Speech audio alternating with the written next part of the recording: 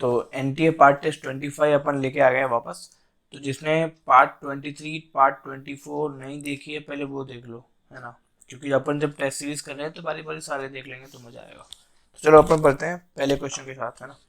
क्या बोल रहा है कि divide by D x at x equal to zero. तो पहले तो एक्स जीरो डाल दो, देखो वाई की वैल्यू क्या आ रही है। तो जब तुम एक्स जीरो डालोगे ना तो क्या होगा, ये जीरो तो वन की पावर कुछ भी तो वन, और ये जीरो जीरो तो वाई की वैल्यू वन आ गई भाई। तो जब एक्स जीरो है तो वाई क्या अपना भाई साहब वन है। ये बात नोट कर ली हमने। अब क्या बोल रहा है, डिवाइड बाई डी एक्स की वैल्यू निकालो। तो चलो, तो अपन तुमको एक बात पहले बोल रहे हैं, वो चीज़ को ध्यान से सुनना कि अपने यहाँ पे भी काम आने वाला है कि डिफरेंशिएशन ऑफ एक्स की पावर वाई क्या होगा, मतलब ए की पावर बी बोल रहा हूँ। चलो ऐसे ये डी हटा, डिफरेंशिएशन ऑफ एक्स की पावर वाई क्या होगा। ये क्या होता है कि है, बहुत सारे तरीके हैं, लॉग वॉग लेके सॉल्व कर लो, फलाना ठिकाना। अपना एक शॉर्ट बताते हैं कि एक बार एक्स को कांस्टेंट माना और डिफरेंशिएट किया, और एक बार वाई को कांस्टेंट माना फिर डिफरेंशिएट किया और दोनों को ऐड कर दिया। क्या बोला मैंने कि एक बार एक्स को कांस्टेंट माना और डिफरेंशिएट कर दिया, और एक बार वाई को कांस्टेंट माना और डिफरेंशिएट कर दिया और दोनों को ऐड कर दिया।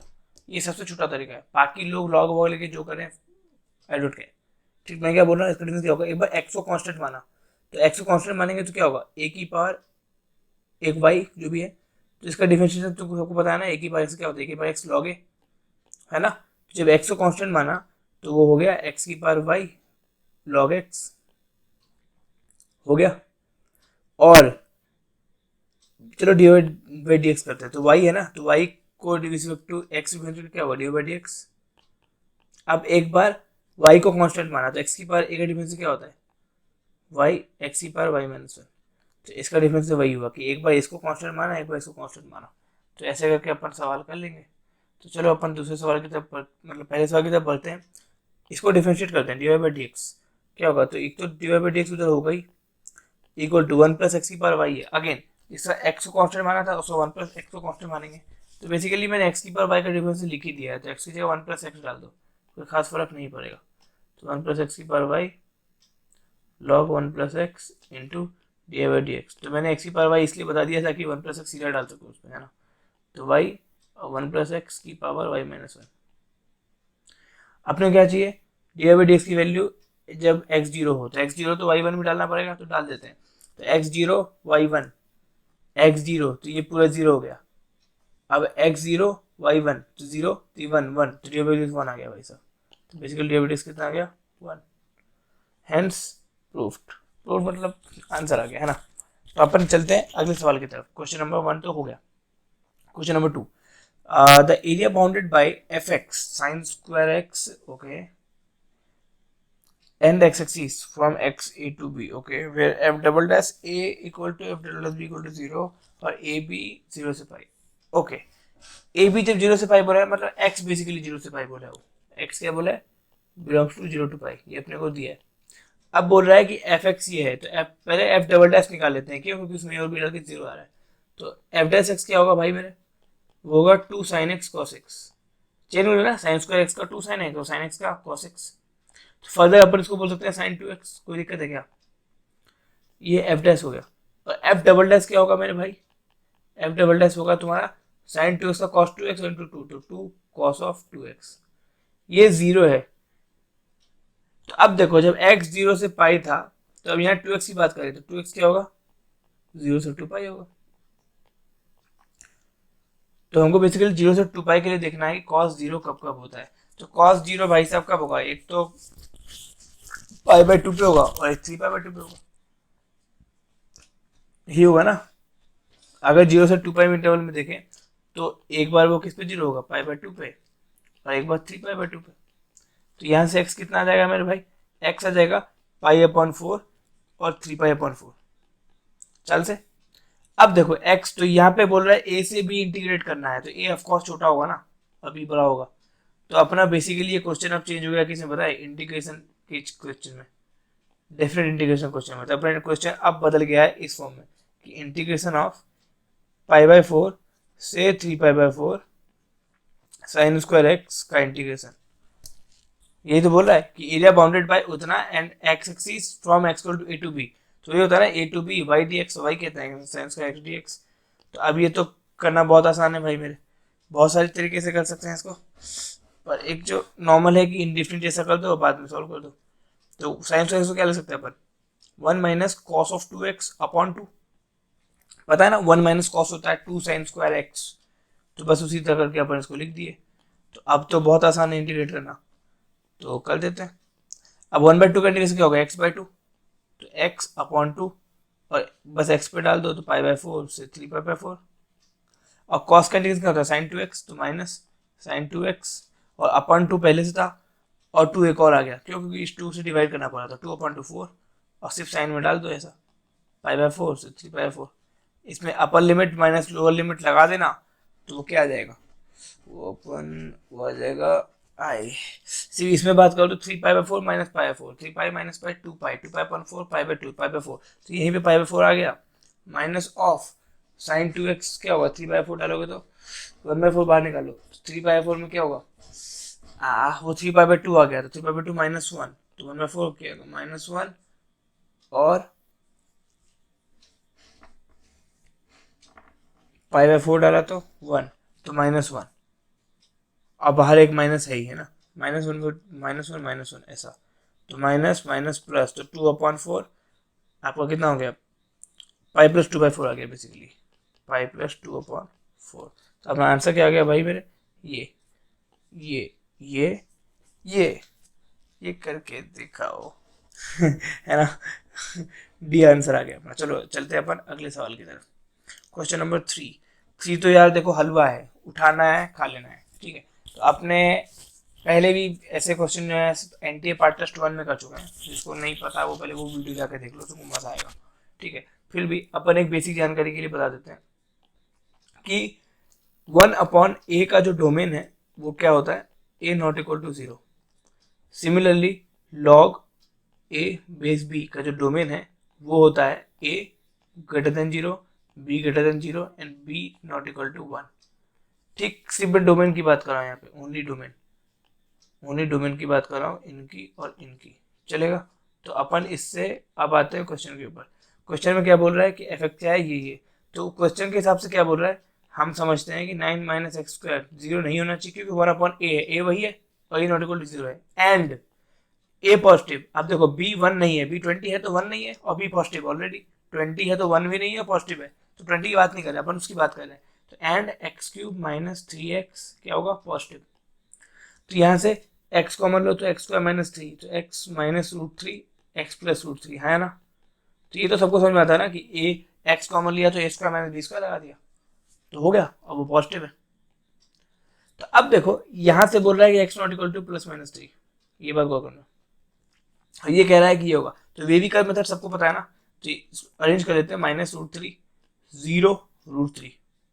अभी पॉजिटिव बोला है तो √3 से बाहर कोई भी दो नंबर डाल दो, दो डाल दो, दो डाला पॉजिटिव आया तो प्लस माइनस प्लस माइनस, तो अपना आंसर कितना होगा, ये भाई से ये भाई ओपन ब्रैकेट, क्योंकि वो पॉजिटिव है, मतलब >0 होता तो इसको डार्क कर देते, पर अभी ओपन करेंगे ऐसा।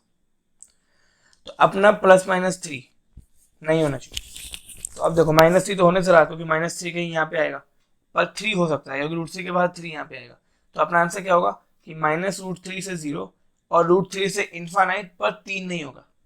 तो अपन उसको क्या लिख सकते हैं कि x बिलोंग्स टू -√3 से 0 यूनियन √3 से इन्फानाइट, पर 3 नहीं होगा, तो इसको ऐसे लिख सकते हैं √3 से 3 यूनियन 3 से इन्फानाइट। 3 तो नहीं है ना, ओपन ब्रैकेट डाल दिया, तो अपना आंसर क्या होगा, ये भाई साहब डी वाला। समझ में आया। चलिए अगले सवाल की तरफ चुपचाप बिना किसी देरी के। चौथा नंबर, बहुत बढ़िया। चौथा नंबर क्या है कि वेरिएंस निकालना है हमको और कुछ कुछ दिया हुआ है। तो पहली बात तो वेरिएंस का फॉर्मूला सबको बताना चाहूंगा, क्या होता है, समीशन ऑफ xi का square upon n minus x बार का होल स्क्वायर, और x बार क्या अपना मीन, ठीक। अब मीन क्या होता है, सिमिलरली यहाँ पे तो मीन होता है summation of xi upon n, चलेगा भाई साहब। तो ये मैंने बताना अपना फर्ज समझा। अब आते हैं सवाल की तरफ। समेशन ऑफ xi -5 का और उसका कुछ दिया हुआ है और ये कुछ दिया हुआ है, तो पहले इसको पकड़ते हैं। तो क्या दिया हुआ है, समेशन ऑफ i = 1 से 10 xi -6 = 20, है ना।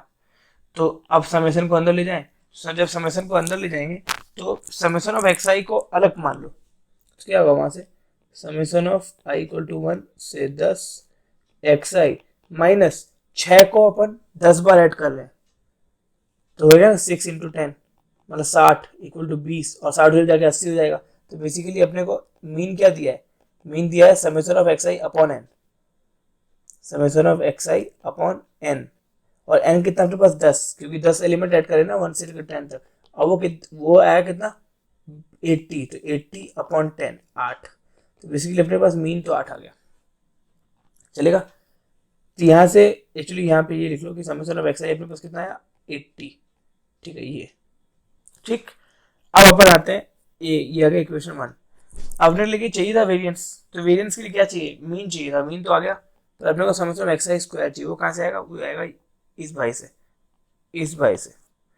चलो उसको भी सॉल्व कर लेते हैं। तो उसका सही से लिखा तो क्या होगा, summation of i equal to 1 से 10 एक्स आई का square plus 25 minus 10 x i is equal to 350। अब सॉल्व कर लो, तो summation of x i square लिख लो, तो क्या होगा summation of x i square, मैं बार बार 1 से 10 नहीं लिख रहा, summation of x i square लिख रहा हूँ, चलेगा। अब प्लस 25 को 10 बार ऐड किया तो 250 माइनस 10 एक्स आई, तो minus 10 into summation of x I, summation of x I कितना है 80 इंटू 8 मतलब 800 इज इक्वल टू 350। तो अब देखो 350 में 250 गया तो 100, 100 में 800 तो 900, तो बेसिकली यहाँ से summation of x i square कितना आ गया 900, है ना। तो अपने को ये भी मिल गया। तो अब अपने को बस वेरिएंस निकालना है, फॉर्मूला में डाल दो, तो समेशन स्क्वायर क्या होगा, summation of x i square which is nothing but 900 upon n, number कितना है 10 माइनस मीन का स्क्वायर, मीन कितना है 8, तो 8 का स्क्वायर 64, तो 90 में 64 किया तो भैया कितना बचा 26, ये भैया बहुत गड़बड़ करता है 26, तो अपना आंसर कितना हो जाएगा 26, है ना। ये करके दिखाओ, है ना। चलो अपन बढ़ते हैं अगले सवाल की तरफ। सवाल क्या बोल रहा है कि A and B are two real numbers lying between 0 to 1, okay, A और बी 0 से 1 के बीच में लाई कर रहा है, सही बात है। Z1 Z2 and Z3 form an equilateral triangle, ठीक है। तो मैं कॉन्सेप्ट बता दूं कि अगर 3 कॉम्प्लेक्स नंबर दिए हैं और वो वर्टिक्स हैं किसी ट्रायंगल का और वो इक्विलेटरल ट्रायंगल है, तो ऐसा होता है, ये कंडीशन है, ये तुम्हें याद भी होनी चाहिए, ये अपन प्रूव भी कर सकते हैं रोटेशन थ्योरम से, पर ये तुम्हें याद होनी चाहिए कि Z1 square plus Z2 square plus Z3 square is equal to Z1 Z2 plus Z2 Z3 plus Z1 Z3, याद होना चाहिए। अब अपने को Z3 0 दिया है, तो ये 0 ये 0 ये 0 बचा क्या, ये और ये, ठीक है। तो अपन उसको लिखते हैं Z1 का स्क्वायर, Z1 क्या है ए प्लस आई, तो ए प्लस आई का स्क्वायर प्लस Z2 का स्क्वायर, तो 1 प्लस बी आई का square is equal to Z1 Z2, तो मतलब A plus I into 1 plus B I. तो अब सॉल्व कर लो, ये क्या होगा ए स्क्वायर और यहाँ से आ गया प्लस 1, तो ए स्क्वायर माइनस 1 और प्लस 2ai और प्लस 1 माइनस बी स्क्वायर, और अच्छा जब मैं माइनस कैसे लिखूँ पता है ना, आई स्क्वायर माइनस 1 होता है, ये मुझे बताने की शायद ज़रूरत नहीं है, अब ये मुझे शायद बताने की ज़रूरत नहीं है कि आई स्क्वायर इक्वल टू -1 होता है, मैं उसका यूज़ कर रहा हूँ थर्ड से, ठीक है। तो ए square plus I square -1, similarly 1 square plus B square minus B square और plus 2bi plus 2bi is equal to A plus I into 1 plus B I, तो मल्टीप्लाई कर लो क्या होगा ए प्लस बाई, तो A minus B plus A B plus 1 into I, ये होगा A minus B plus A B plus 1 into I, चलेगा, ये आ गया। तो अपन इसको सॉल्व कर लें, रियल को रियल से बराबर कर दें और बाकी को बाकी से, इमेजिनरी को इमेजिनरी से, तो ये कट गया, रियल कितना बचा A square minus B square must be equal to A minus B, तो क्या बोल रहा है A square minus B square must be equal to A minus B, तो अगर इसको सही से लिखे तो A plus B into A minus B is equal to A minus B, तो यहाँ से क्या होगा, या तो ए इक्वल टू बी होगा और ए प्लस बी इक्वल टू 1 होगा, तो अपन ए प्लस बी को इक्वल टू बी को पहला लेते हैं, फिर बाद में इसको चेक कर लेंगे, और दूसरा क्या आएगा, ये तो रियल को रियल से बराबर किया, तो ये तो हो गया इक्वेशन 1।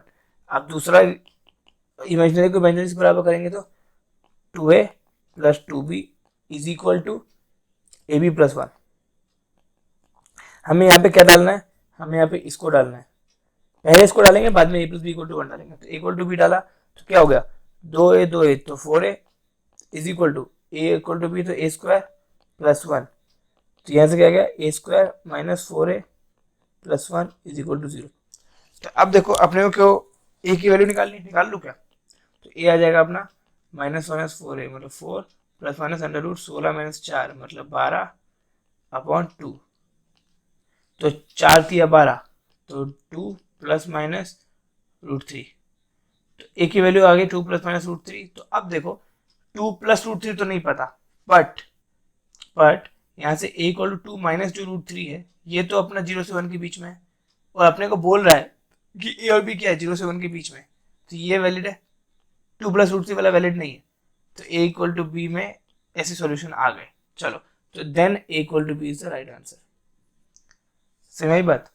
अब देखो ए 2 प्लस √3 हो नहीं सकता, बी गलत है, दोनों बराबर होने चाहिए। अब कोई बच्चा बोलेगा sir A equal to B ही क्यों लिया, आप ए प्लस बी 1 ले लेते। तो भैया हम पहला केस ले लिए और गलती से वो आंसर आ गया, और ये सिंगल चॉइस है, तो अपन आगे दिमाग नहीं लगाएंगे और उसी को मार के निकल लेंगे। अगर किसी को चेक करना हो तो वो ए प्लस बी इक्वल टू 1 जाके चेक कर ले, नहीं आएगा, लिखी हुई बात है, नहीं आएगा तो नहीं आएगा, सीधी बात, सीधी बात, नो बकवास। क्लियर है, स्प्राइट है ना। चलो अगला सवाल, पांचवा में हाँ चाहिए। छठा बहुत मजेदार सवाल है। मतलब एक्चुअली 24 वाला अगर तुमने देखा होता ना, तो हमने उसमें इलिप्स के टेंजेंट की इक्वेशन यूज की है। सेम चीज यहाँ पे करेंगे, बहुत हल्के में हो जाएगा, मतलब ज्यादा दिमाग नहीं लगाना पड़ेगा, है ना। तो इलिप्स का टेंजेंट का इक्वेशन क्या होता है भाई, सबको अब तो सबको पता चल गया होगा क्योंकि अपन ने बहुत बार डिस्कस कर दिया है।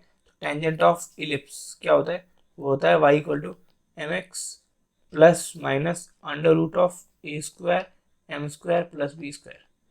ठीक, तो अपने पास एक स्क्वायर कितना है, तो पहले तो इलिप्टिक से लिख लो, तो इलिप्स होगा x स्क्वायर अपॉन 25 नमा, तो 3 स्क्वायर और y स्क्वायर और 9 25 तो 5 स्क्वायर इक्वल टू 1। तो ए स्क्वायर 3 स्क्वायर है और बी का 5 स्क्वायर है, तो बेसिकली अपने पास टेंजेंट कितना आ गया, जो भी आ जाएगा वो ऐसा कर लेंगे। तो चलो चेंज कर लेते हैं, तो अपने पास टेंजेंट कितना आ जाएगा, टेंजेंट हो जाएगा अपने पास y is equal to m x plus minus under root A square मतलब 9m स्क्वायर प्लस 25। ठीक, अब इसमें बोल रहा है कि हमें ए और बी चाहिए, तो अभी टेंजेंट कोऑर्डिनेट एक्सिस को जहाँ काटेगा ना वो ए और बी होगा। चलो तो अपन वो भी देख लेते हैं। तो अब वो एक्स को यहाँ कहाँ काटेगा, ये ए है तो कहाँ काटेगा, जब y 0 होगा तब नहीं होगा, तो y 0 डाल दो तो एक्स कितना होगा, एक्स होगा under root of 9m square plus 25 upon m, plus minus के साथ जो भी है, यहाँ y 0 है, इसको a बोल दिया। अब b क्या होगा, जहाँ पे x 0 होगा, तो x 0 तो क्या होगा plus minus under root of 9m square plus 25। ये कितना है अपने पास b है और ये o है, तो OA और OB आ गया, ये लाइन जो भी है। तो आपने क्या बोला, OA इक्वल टू OB होगा।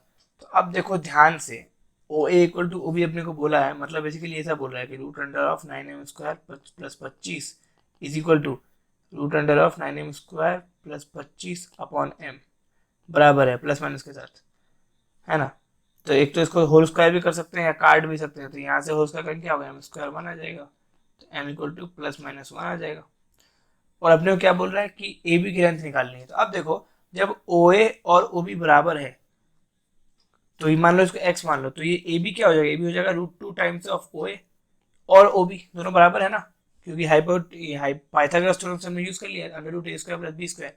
तो ओ ए कितना आ जाएगा यहाँ से, या ओ बी कोई भी एक निकाल लो, तो ओ ए ओ बी कितना आ जाएगा, ओ ए आ जाएगा एम को प्लस माइनस 1 ले लो तो 1√34, नेगेटिव नहीं लेना ना, नेगेटिव भी आ सकता था इसलिए पॉजिटिव बस लेना है। तो ओ ए √34 और अपना आंसर कितना है, ए बी कितना होगा √2 ओ ए, तो √34, तो √2 खत्म, तो 2√17 लो, तो अपना आंसर कितना हो गया भाई मेरे 2√17, हैंस आवर आंसर इज 2√17। तो ये आंसर, ठीक है। तो अपन चलते हैं अगले सवाल की तरफ बिना किसी देरी के। हाँ बहुत बढ़िया, चलो इस सवाल को बताने से पहले अपन कुछ चीजें रिकॉल कर लेते हैं फास्ट कि समेशन ऑफ हमें पता है क्या कि NC1 ऑड वाला बस NC1 plus NC3 plus NC5 dot dot dot, इसका सम क्या होता है पता है, 2n-1, सिर्फ ऑड वाला। और इवन वाला लेंगे तो वो भी 2n-1 ही होता है, नो प्रॉब्लम, चलेगा। तो हमें ये बात पता होनी चाहिए, पहली बात। दूसरी बात, NCR is equal to NCn-R होता है। ये तो मतलब हर गधे को पता होता है, जो पहली बार वेरिएबल देख रहा होता है उसको पता होता है, चलेगा। चलो, तो अपन अब इतना क्यों बताया अभी बताएंगे। अब इसको इस फॉर्म में चेंज करना है इस भाई को, ठीक है। 1/(1)(11) प्लस 1/(3)(9) प्लस 1/(5)(7). अब देखो नीचे 1 प्लस 11 12, 9 प्लस 3 12, 5 प्लस 7 12, सबका सम 12 आ रहा है ना। तो अपन एक काम करते हैं, फैक्टर 12 से इसको मल्टीप्लाई करते हैं और डिवाइड कर देते हैं। फैक्टर 12 से मल्टीप्लाई और डिवाइड कर दिया, कोई दिक्कत नहीं। अब देखो अपन इसको क्या लिख सकते हैं, इसको लिख सकते हैं 1/(12) और इसको लिख सकते हैं इस भाई को 12C1, इस भाई को 12C3, उस भाई को 12C5। क्या किसी को इस बात से परेशानी है कि अपन उसको कैसे लिख सकते हैं, नहीं ना। अपन फैक्टर 12 से मल्टीप्लाई क्यों किया, क्योंकि दिख रहा था नीचे सबका सम 12 है, तो ऊपर फैक्टर 12 से मल्टीप्लाई कर दिया और NCR के फॉर्म में चेंज कर दिया। NCR क्या होता है, factor n upon factor n-r, ये होता है, तो चेंज कर दिया। तो अब इस चीज को अपन S बोल देते हैं, सपोज सम। तो सम कितना हो गया अपने पास, 12C1 plus 12C3 plus 12C5। तो अब चेंज करते हैं, हम लोग NCR को NCn-R लिख सकते हैं, तो लिख देते हैं। तो 12C1 क्या लिख सकते हैं अपन, 12C11 लिख सकते हैं ना, तो यहाँ लिख देते हैं 12C11।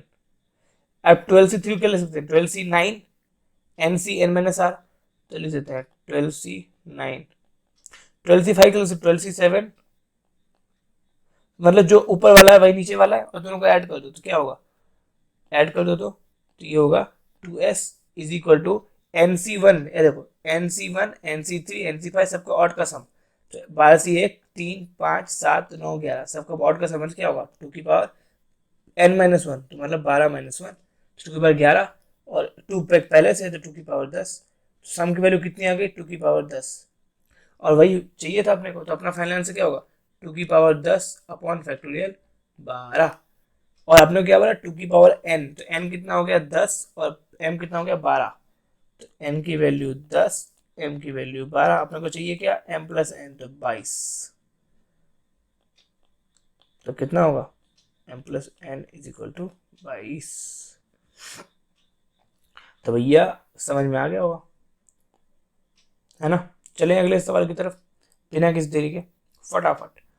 हाँ, 8वां सवाल है भाई, ये बहुत मजेदार सवाल है। ये क्या बोल रहा है कि there are 10 seats out of which 4 are to be occupied, ठीक है। 10 में 4 हमको हमेशा भरना है। तो number of ways of arranging 4 person on these 4 seats such that each person has exactly 1 neighbour. अब इसी को समझना, हैज एक्जैक्टली 1 नेबर मतलब एक आदमी अगर यहाँ बैठा है तो उसके यहाँ कोई बैठ सकता है, पर इधर कोई नहीं बैठ सकता। अब इसके लिए भी एक ऑलरेडी बैठ चुका है, तो इधर कोई नहीं बैठेगा, खाली रहेगा। सिमिलरली उसके लिए भी इधर कोई नहीं है, तो इधर एक बैठेगा, और इसके लिए इधर एक है, तो इधर कोई नहीं बैठेगा। तो एक कपल टाइप का नहीं बन गया। तो बेसिकली कितना क्या बोल रहा है कि 10 में 2 कपल हैं, उनको आपस में कितने तरीके से बैठा सकते हैं, ये बोल रहा है ये। बस छोटी सी बात, समझ में आया। अगर नहीं समझ में आया तो वीडियो प्रीवियस पहले करो और वापस देखो, है ना, रिवाइंड करो फिर देखो, तो समझ में आ जाएगा।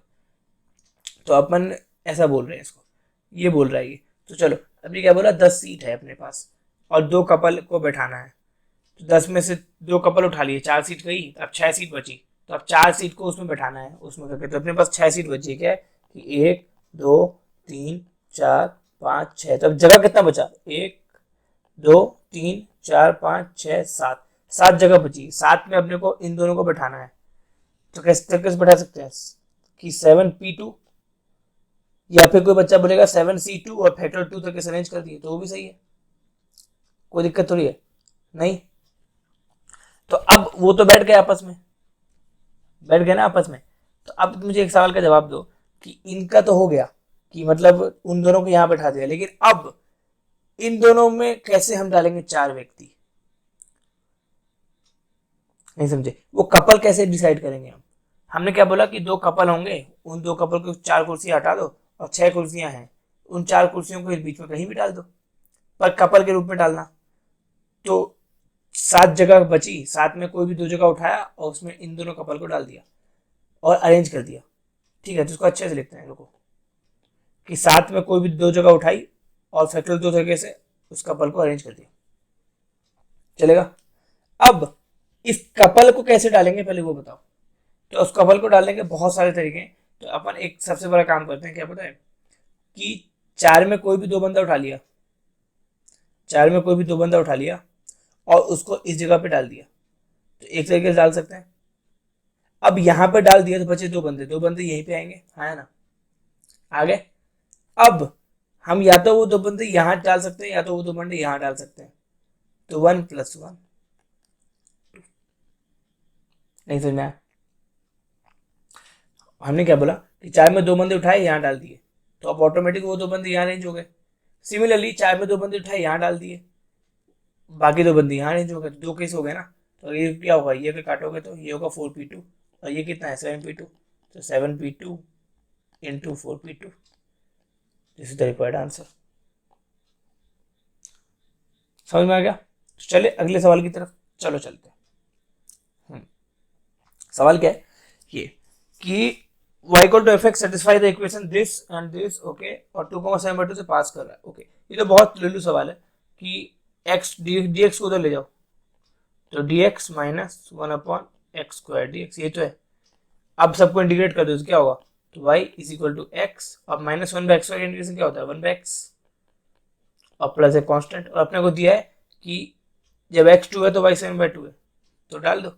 ये किससे पास कर रहा है 2,7/2 से, ये पास कर रहा है, तो डाल दो 7/2 = 2 + 1/2 + c, तो कितना हो गया, 7 में 1 गया तो 6/2, 6/2 कितना होता है 3, 3 में तो 1, तो c = 1, तो यहाँ से c = कितना आ गया, = 1 आ गया ना, c = 1। तो अपना फंक्शन कितना आ गया, y = x + 1/x + 1, और अपने को f(1) पूछ रहा है, तो f(1) कितना होगा 1 1 1 3, तो आंसर कितना होगा 3। समझ में आ गया? तो चले अगले सवाल की तरफ फटाफट बिना किसी देरी के। 10वां सवाल, if a function f such that real number to real number is defined as fx is equal to integration of x⁸, okay. अच्छा, बहुत बहुत इजी है, देखो ऊपर x⁸ है, नीचे x⁴ है, तो ऐसा नहीं लग रहा कि ऊपर x⁴ का स्क्वायर जैसा कुछ बनेगा और कुछ कैलकुलेट आ जाएगा। मैं लाइन ऑफ थिंकिंग बता रहा हूँ, नीचे x⁴ है, ऊपर x⁸ है, तो एक तरीका है कि डिवाइड कर दो, कि नीचे वाले को ऊपर वाले से सीधा डिवाइड कर दो और ले आओ, क्योंकि वो फटाफट कुछ ना कुछ आ जाएगा। दूसरा तरीका कि हम ये कोशिश करें कि ऊपर x⁸ है तो x⁴ का स्क्वायर जैसा कुछ कोशिश करें बनाने की, तो क्या पता अपना काम हो जाए। तो पहला अप्रोच तुम करना डिवाइड करने वाला, दूसरा अप्रोच मैं कर रहा हूँ, ठीक है? दूसरा अप्रोच मैं कर रहा हूँ, तो इसको लिख सकते हैं x⁴ का होल स्क्वायर + 2²। अब a² + b² आ गया है तो -2a भी नहीं आना चाहिए, तो 2 2 = 4 x4 आना चाहिए ना, +2ab -2ab है ना, आना चाहिए। अब नीचे क्या होगा x4 - 2x² + 2 dx। तो अब देखो ये भाई क्या हो जाएंगे, a + b का होल स्क्वायर मतलब x⁴ + 2 का होल स्क्वायर, और वो भाई क्या हो जाएंगे -2x² का होल स्क्वायर। तो अब सबने a + a² - b² पढ़ा ना, a + b × a - b, तो बस लगा दो, और क्या, दिमाग मत लगाओ और लगा दो। तो a + b × a - b, तो a - b करोगे तो नीचे वाला ही आ जाएगा, a - b करोगे तो नीचे वाला आ जाएगा, और a + b करोगे तो ऊपर वाला ही आएगा अलग से, ये रहा, और अपॉन ये नीचे वाला, तो हमने पहले ही कहा था कि आ जाएगा, तो कट गया। ये लाइन ऑफ अप्रोच थी हमारी जो सही थी। तो यहाँ से बेसिकली आएगा कितना, आएगा y = x³/3 + 2x + x4 है ये basically bro, x4 + 2x + x5/5, sorry पूरा मामला इधर आ गया, तो ये एक्स की power 5/5 plus 2x plus 2x³ plus C, और इसमें दिया f01 है, तो x0 0 0 y1 है, तो c इक्वल टू कितना होगा 1। सी की वैल्यू इसमें 1 दी है बेसिकली, क्योंकि f01 था इसलिए चलेगा। तो अपने को निकालना क्या है, then which of the following is correct. Okay, अब इस 1 की वजह से गड़बड़ हो गया, ये इवन ये ऑड फंक्शन हो सकता था, पर अभी ऑड नहीं है, क्योंकि x की जगह -x डालोगे ना, तो f of -x minus of f of x नहीं आएगा। f of -x is not equal to minus of f of x because of this 1, hence it is not odd, not an odd function, और even तो है ही नहीं, तो even नहीं है, odd नहीं है, और ये एक पॉलिनोमियल फंक्शन है, तो ऑन टू होगा है ना, पॉलिनोमियल फंक्शन है ना, तो ये सारे वैल्यू ले लेगा, रियल नंबर तो ले लेगा सारे, तो रियल डालोगे रियल लेगा, तो ऑन टू तो है ही। अब ऑन टू है, ऑप्शन में भी और सिंगल चॉइस है, तो भी अपना आंसर होगा। लेकिन फिर भी जब मैनी वन दिया तो चेक कर लेते हैं मैनी वन है कि नहीं है, या तुम चेक कर लेना, तुम वाइडस निकाल लो, वो हमेशा पॉजिटिव आएगा, तो पॉजिटिव है तो इंक्रीजिंग है, मतलब 1 1 है। हालांकि चेक करने की जरूरत नहीं थी, पर चलो बता दिया। तो बस इसका आंसर कितना होगा ऑन टू, क्योंकि पॉलिनोमियल है, रियल डालोगे रियल मिलेगा, है ना। चले अगले सवाल की तरफ बिना किसी देरी के। हाँ, तो 6 fair dice are rolled. The probability that the product of the numbers appearing of top faces is prime. Okay, क्या बोल रहा है कि 6 डाइस है, उसको फेंका, तो ये प्रोबेबिलिटी बताओ कि उनका जो प्रोडक्ट है ना वो एक प्राइम नंबर हो। तो एक बात बताओ कि प्रोडक्ट प्राइम कब होगा, जब एक चीज प्राइम होगी और बाकी सब 1 1 1 होंगे, है ना। अगर एक चीज प्राइम हुई और बाकी सब 1 1 के अलावा कुछ और भी हुए, मान लो 1 2 आ गया 1 3 आ गया, दोनों प्राइम है, 2 3 6 लो, तो प्रोडक्ट तो 6 प्राइम थोड़ी है, 2 प्राइम है 3 प्राइम है। तो अगर 6 डाइस को फेंका गया और तो अपने पास 6 नंबर आ गए टॉप के, और सबका प्रोडक्ट प्राइम होना चाहिए, मतलब बाकी सबको एक होना पड़ेगा और किसी एक को प्राइम होना पड़ेगा, तो प्रोबेबिलिटी ऑफ प्राइम नंबर क्या होगा। अपने पास प्राइम नंबर कितने हैं डाइस में, 2 3 5, तो 3 प्राइम है और बाकी 6 नंबर है, तो 3/6, तो 1/2, तो प्राइम नंबर आने की प्रोबेबिलिटी कितनी होगी 1/2, चलेगा। तो अब देखो हम क्या बोल रहे हैं कि अपने पास 6 डाइस थी, तो 6 डाइस में किसी एक में ही प्राइम आ सकता है ना, तो रिक्वायर्ड प्रोबेबिलिटी क्या होगी, अपन सीधा लिखेंगे। हाँ, तुम इस वीडियो को ध्यान से सुनना, मेरी आवाज को सुनोगे तो तुम समझ में आ जाएगा कि मैं क्या बोल रहा हूँ।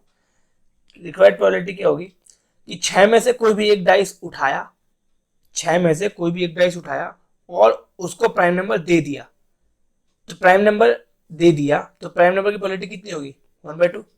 तो 6 में से कोई एक नंबर उठाया और वो प्राइम नंबर है, तो 1/2 उसकी प्रोबेबिलिटी होगी। बाकी नंबर क्या है, बाकी 5 डाइस है, 5 डाइस में कितना आएगा एग्जैक्टली 1 आएगा, और 1 की प्रोबेबिलिटी कितनी होगी 1/6, तो 1/6 की पावर 5, तो ये अपना आंसर है। समझ आया, तो अपना आंसर कितना हो जाएगा 1/2 इंटू 1/6 की पावर 4, एक 6 कट गया ना, तो आंसर हो गया लो। ये समझ में आ गया होगा कि हमने क्या किया कि 6 में कोई भी एक डाइस उठाया, उसको प्राइम नंबर दे दिया, तो अब जब उसको प्राइम नंबर दे दिया तो बाकी जो 5 है उसको 1 होना पड़ेगा, अभी हम लोग डिस्कस कर चुके हैं। तो 1 आने की प्रोबेबिलिटी क्या है कि 1/6, तो 1/6 का पावर 5, लो डन, कोई दिक्कत। तो चलो चलते हैं अगले सवाल की तरफ बिना किसी देरी के। If x satisfy the inequality this thing, तो tan इनवर्स x का होल स्क्वायर प्लस 3x। अच्छा, तो अगर तुम उसको ब्रेक करोगे ना तो क्या होगा पता है, तो a² प्लस 4 माइनस 1, तो tan इनवर्स x प्लस 4 और tan इनवर्स x -1, ये आएगा उसको ब्रेक करने पे। तो अब जो बच्चा जेई दे रहा है, मैं इतनी तो उम्मीद करूंगा कि वो फैक्टराइज मुंह देख के कर ले, वो भी इतना फुद्दू सा, चलेगा। तो अब अगर तुम इसको इससे देखो, किससे, वेविकर मेथड से, तो एक -4 है एक 1 है, तो पॉजिटिव बोला है तो प्लस माइनस प्लस, समझ में आया। तो अब tan इनवर्स x का जो रेंज है वो क्या होता है मेरे भाई, सबको पता है ना, -π/2 से π/2। अब ये तो अपनी रेंज में नहीं आता, कौन सा, ये तो अपनी रेंज में नहीं आता, जिसको देखेंगे नहीं। हाँ, ये आता है, तो 1 से बोल रहा है कहीं भी जा सकता है, पर 1 से कहाँ तक जाएगा, ये π/2 तक ही जाएगा। तो बेसिकली अपना tan इनवर्स x कहाँ तक हो गया वैल्यू, 1 से π/2, तो दोनों तरफ tan ले लो, तो क्या होगा, इधर हो गया x बिलोंग्स टू tan 1 और tan एंड के तो इन्फाइनाइट, तो लो, तो आंसर होगा 10 1 से इन्फिनिट, तो आंसर हो गया सी, है ना। तो बहुत ईजी था, तो आशा करता हूँ कि तो चलते हैं अगले सवाल की तरफ। अगला सवाल क्या बोल रहा है कि एक कंडीशन अपने को दी हुई है कि let 2a plus 2b plus 2c equal to 0, ठीक है। हाँ, then equation of straight line A X plus B X B Y plus C type of equation है which is farthest from the 1, ठीक है। ओके, अगर तुम ध्यान से देखो तो ये जो A X plus B Y plus C है ना, इसी में एक्स वाई की जगह 2 डाला हुआ है, तो ये कंडीशन है, समझ में आ रही है। तो अपना जो स्ट्रेट लाइन है जो गिवन है उसी में 2 डालिया एक्स वाई की जगह, तो ये कंडीशन दी हुई है। मतलब बेसिकली ये बोल रहा है कि अपने को उस स्ट्रेट लाइन की इक्वेशन निकालनी है जो 2, 2 से पास कर रही है और वो 1, 1 से फारदेस्ट हो। मतलब क्या बोल रहा है यहाँ पे देखो कि एक स्ट्रेट लाइन है, इसकी इक्वेशन कुछ ये है कि A X plus B Y plus C equal to 0 type की है और जो 2, 2 से पास कर रही है यहाँ पे कहीं। अब ये स्ट्रेट लाइन की इक्वेशन बताओ कब, जब ये 1, 1 से फारदेस्ट हो।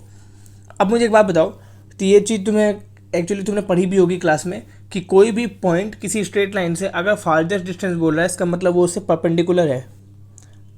जो परपेंडिकुलर डिस्टेंस है वही फारदेस्ट डिस्टेंस होता है। परपेंडिकुलर डिस्टेंस क्या होता है? फारदेस्ट डिस्टेंस, ठीक।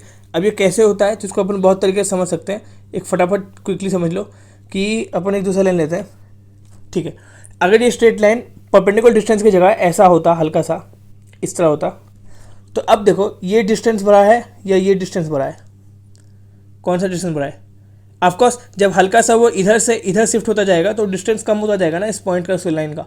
और सिमिलरली अगर वो लाइन ऐसे जाएगी तो फिर वही बात है कि परपेंडिकुलर डिस्टेंस से जब ये लाइन इधर जा रही है तो ये डिस्टेंस कम हो रहा है ना। तो जो परपेंडिकुलर डिस्टेंस है वही उसका हाईएस्ट डिस्टेंस होगा, फारदेस्ट डिस्टेंस, मतलब ज़्यादा डिस्टेंस होगा, है ना, फारदेस्ट। समझ में आई बात? तो अपने को बेसिकली इस लाइन की इक्वेशन निकालनी है कब, जब अपने को 2 पॉइंट दिया हुआ है। तो अब तो ये बहुत आसान हो गया।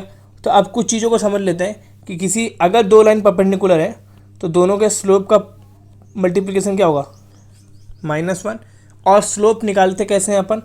अगर अपने को 2 पॉइंट दिया हो तो y2 minus y1 upon x2 minus x1, where x1 y1 and जो भी वो क्या है अपना 2 पॉइंट है, x1 y1 दूसरा पॉइंट है और y1 y2 दूसरा पॉइंट, ठीक है। अब किसी स्ट्रेट लाइन की इक्वेशन कैसे निकालते हैं अपन?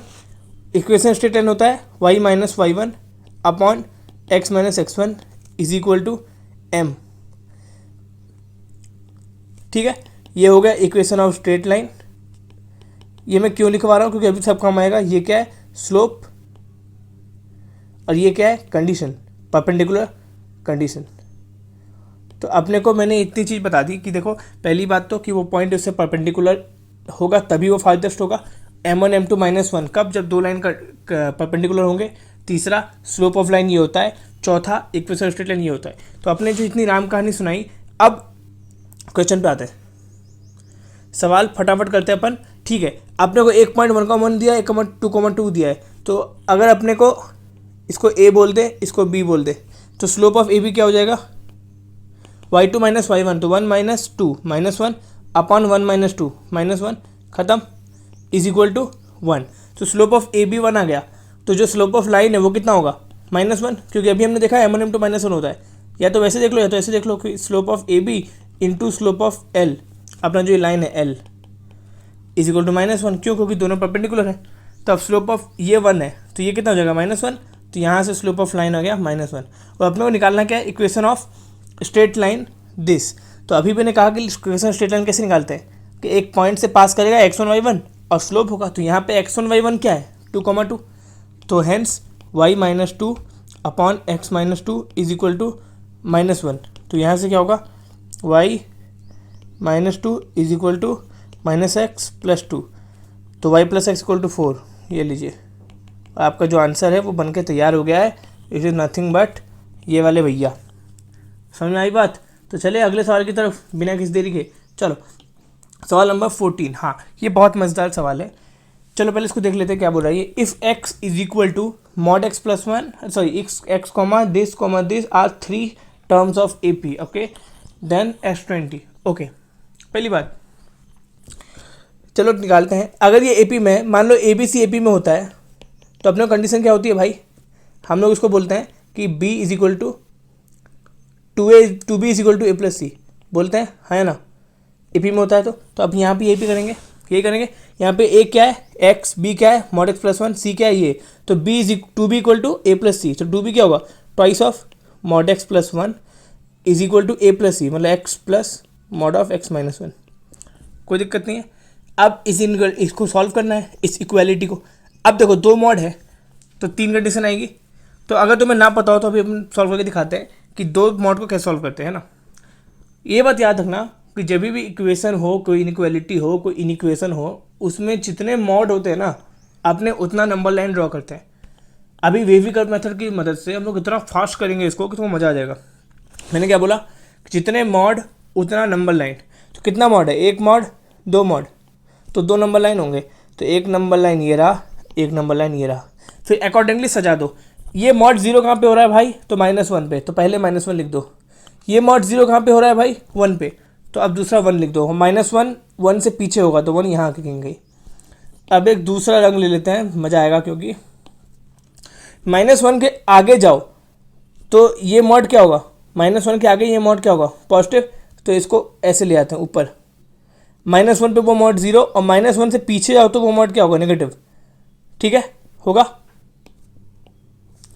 माइनस वन से पीछे जाओ तो वो मॉड क्या होगा, नेगेटिव। अब सिमिलरली ये जो है x माइनस वन, ये वन पे जीरो होगा यहाँ पे, पर वन से आगे जाओ तो ये क्या होगा, पॉजिटिव, और वन से पीछे जाओ तो क्या होगा, वो नेगेटिव। समझ में आ गई बात। तो चलो अब यहाँ पे कंडीशन देखो दिख रही है। आपने यहाँ पे इंटरवल ले लेते हैं, कुछ इंटरवल, कॉलर कौन सा लूँ, चलो ये देखो, एक इंटरवल ले लेते हैं अपन ये वाला, एक ये इंटरवल ले लेते हैं, एक ये इंटरवल ले लेते हैं। तीन इंटरवल बन गए, एक माइनस वन से पहले, एक माइनस वन से वन के बीच में, और एक वन से आगे। तीन इंटरवल बन गए अपने पास। तो फटाफट अपन यहाँ पे बना लेते हैं, तो तुम्हें मज़ा आ जाएगा अभी, है ना। अभी तुम्हें इस तरीके से सिखाऊंगा ये कि ज़िंदगी भर नहीं भूलोगे, चाहे कितने भी मॉड डाल दे वो फटाफट कर दोगे। तो दो कंडीशन बनेगी, तीन कंडीशन, एक X less than minus one, एक X belongs to minus one से वन, और एक एक्स ग्रेटर देन वन। तीन लाइनें बना दो फटाफट, ये रही, फटाफट बन गई, है ना। अब देखो यहाँ पे x less than minus one के लिए, यहाँ पे देखो जो हरा वाला लाइन है, माइनस वन से पहले आओ, तो इसके लिए मतलब इस मॉड के लिए वो क्या है, नीचे, तो नेगेटिव। और माइनस वन से पहले आपका इस लाइन के लिए भी ये नेगेटिव है। तो देखो कि x प्लस वन का जो मॉड है ये इस लाइन के लिए नेगेटिव है, और जो x माइनस वन का मॉड है वो भी माइनस वन से पहले के लिए नेगेटिव है, मतलब दोनों नेगेटिव है।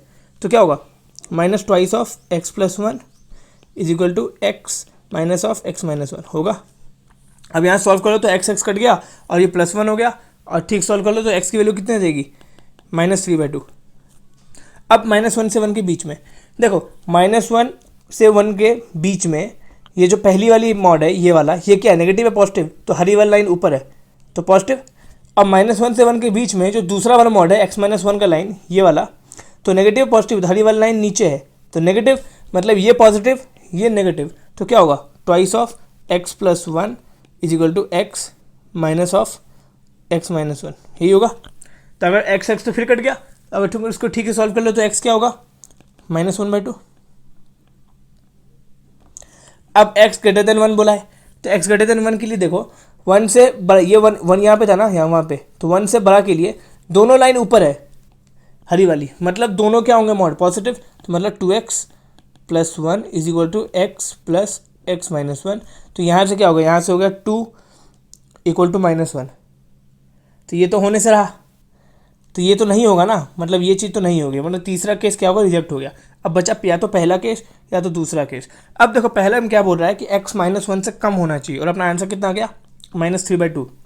तो सही है ना, माइनस थ्री बाई टू कितना होता है, माइनस वन पॉइंट फाइव, ये ऑफकोर्स माइनस वन से कम है, इसका मतलब अपना काम हो गया। तो पहला आंसर तो आ गया। दूसरा माइनस वन से वन के बीच में होना चाहिए, तो ये माइनस पॉइंट फाइव है, तो ये भी सही है। तो अपने को दोनों मिल गई, तो अपने को दो ए पी मिलेंगे बेसिकली। तो जब दो ए पी मिलेंगे तो दो सम मिलेगा। तो चलो x minus three by two है तो डाल दो। तो पहला टर्म क्या होगा, x एक तो माइनस थ्री बाई टू ही होगा, तो पहला टर्म हो गया माइनस थ्री बाई टू। दूसरा क्या होगा, डाल दो आपका one minus three by two minus one by two का मॉड, तो वन बाई टू। अब उसी में माइनस थ्री बाई टू का मॉड डाल दो तो फाइव बाई टू, और डॉट डॉट चल रहा है। Similarly minus one by two है, तो अगला माइनस वन बाई टू, इसमें प्लस वन डाल दो, one minus one by two, one by two उसका मॉड, तो वन बाई टू। अब उसमें और माइनस वन बाई टू डाल दो, यहाँ पे -1 मतलब कितना, 2 2 4 3/2, तो 2 AP बन गई। अब इसका सम निकालना बहुत आसान है, तो इसका सम कैसे निकालेंगे, तो किसी सम होता है किसी AP का, क्या होता है n/2 into 2a plus n-1 into D. तो तुम मुझसे चाहो तो सम बड़ी आसानी से निकाल सकते हो, तो अब अपने आप निकाल लेना। तो चले अपन अगले सवाल की तरफ, या फिर निकाल के दिखा दूँ, रुको। चलो ठीक है, मैं इस हिस्से को रफ करता हूँ क्योंकि ये हिस्सा वैसे भी अपने काम का नहीं था, तो यहाँ पे अपन सम निकाल लेंगे, है ना।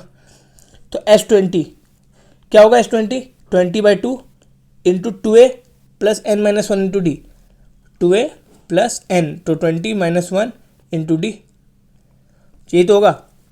अब अलग अलग चीज़ें हैं, तो एक बार अपने को a लेना पड़ेगा -3/2 और एक बार a लेना पड़ेगा -1/2, एक बार d लेना पड़ेगा आपका कितना 2, ये 2 यहाँ पे कॉमन डिफरेंस 2 है और यहाँ पे कॉमन डिफरेंस कितना है 1 है, तो लेना पड़ेगा।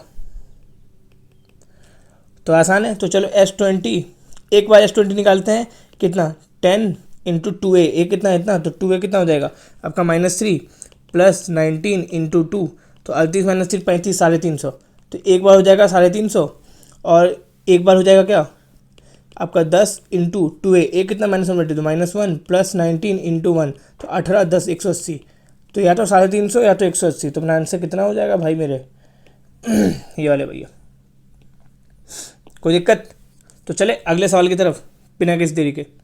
चलो अगला सवाल, the difference between the greatest and least value of the expression इतना। ओके भाई साहब, चलो अपने पहले एक चीज़ बता दूँ, पहले सबको पता ही होगा ऑफकोर्स कि cos x क्या होता है, बिलोंग्स टू -1 से 1 होता है, छोटी सी बात है। चलिए अगले सवाल की तरफ, 3 माइनस कॉस और एक चीज़ कि sine square plus cos square equal to 1 होता है, ठीक है, छोटी सी बात। अपन साइन थीटा को s लिख रहे हैं और कॉस थीटा को c लिख रहे हैं, क्यों, क्योंकि समय बचेगा, फालतू में दिमाग नहीं खराब होगा। तो अपने को जो एक्सप्रेशन है वो क्या है, वो एक्सप्रेशन है 3 - c प्लस एस स्क्वायर, तो सबको c में चेंज कर देते हैं, तो क्या होगा, ये होगा 3 - c प्लस 1 - c स्क्वायर, 3 + 1 4, तो बेसिकली यहाँ पे क्या लिखा है, यहाँ पे लिखा है 4 माइनस ऑफ c प्लस सी स्क्वायर। अब इस चीज़ को अगर अपन एक उसमें चेंज कर दें परफेक्ट स्क्वायर में, तो अपना काम हो जाएगा, सब कुछ कॉस के टर्म में आ जाएगा और फिर हम लोग क्या करेंगे, कॉस का रेंज यूज़ कर लेंगे, ठीक है। तो अपन तो क्या लिख सकते हैं 4 माइनस ऑफ, गौर करो कि a स्क्वायर है और प्लस सी था, तो सी को क्या लिख सकते हैं अपन 2 इंटू 1/2, है ना, कोई चेंज थोड़ी हुआ, अभी भी सी स्क्वायर प्लस सी ही है, बस फर्क क्या हुआ कि a square plus twice of a into b, तो अपने से b स्क्वायर प्लस कर दो और माइनस कर दो, कोई दिक्कत, कोई दिक्कत नहीं है।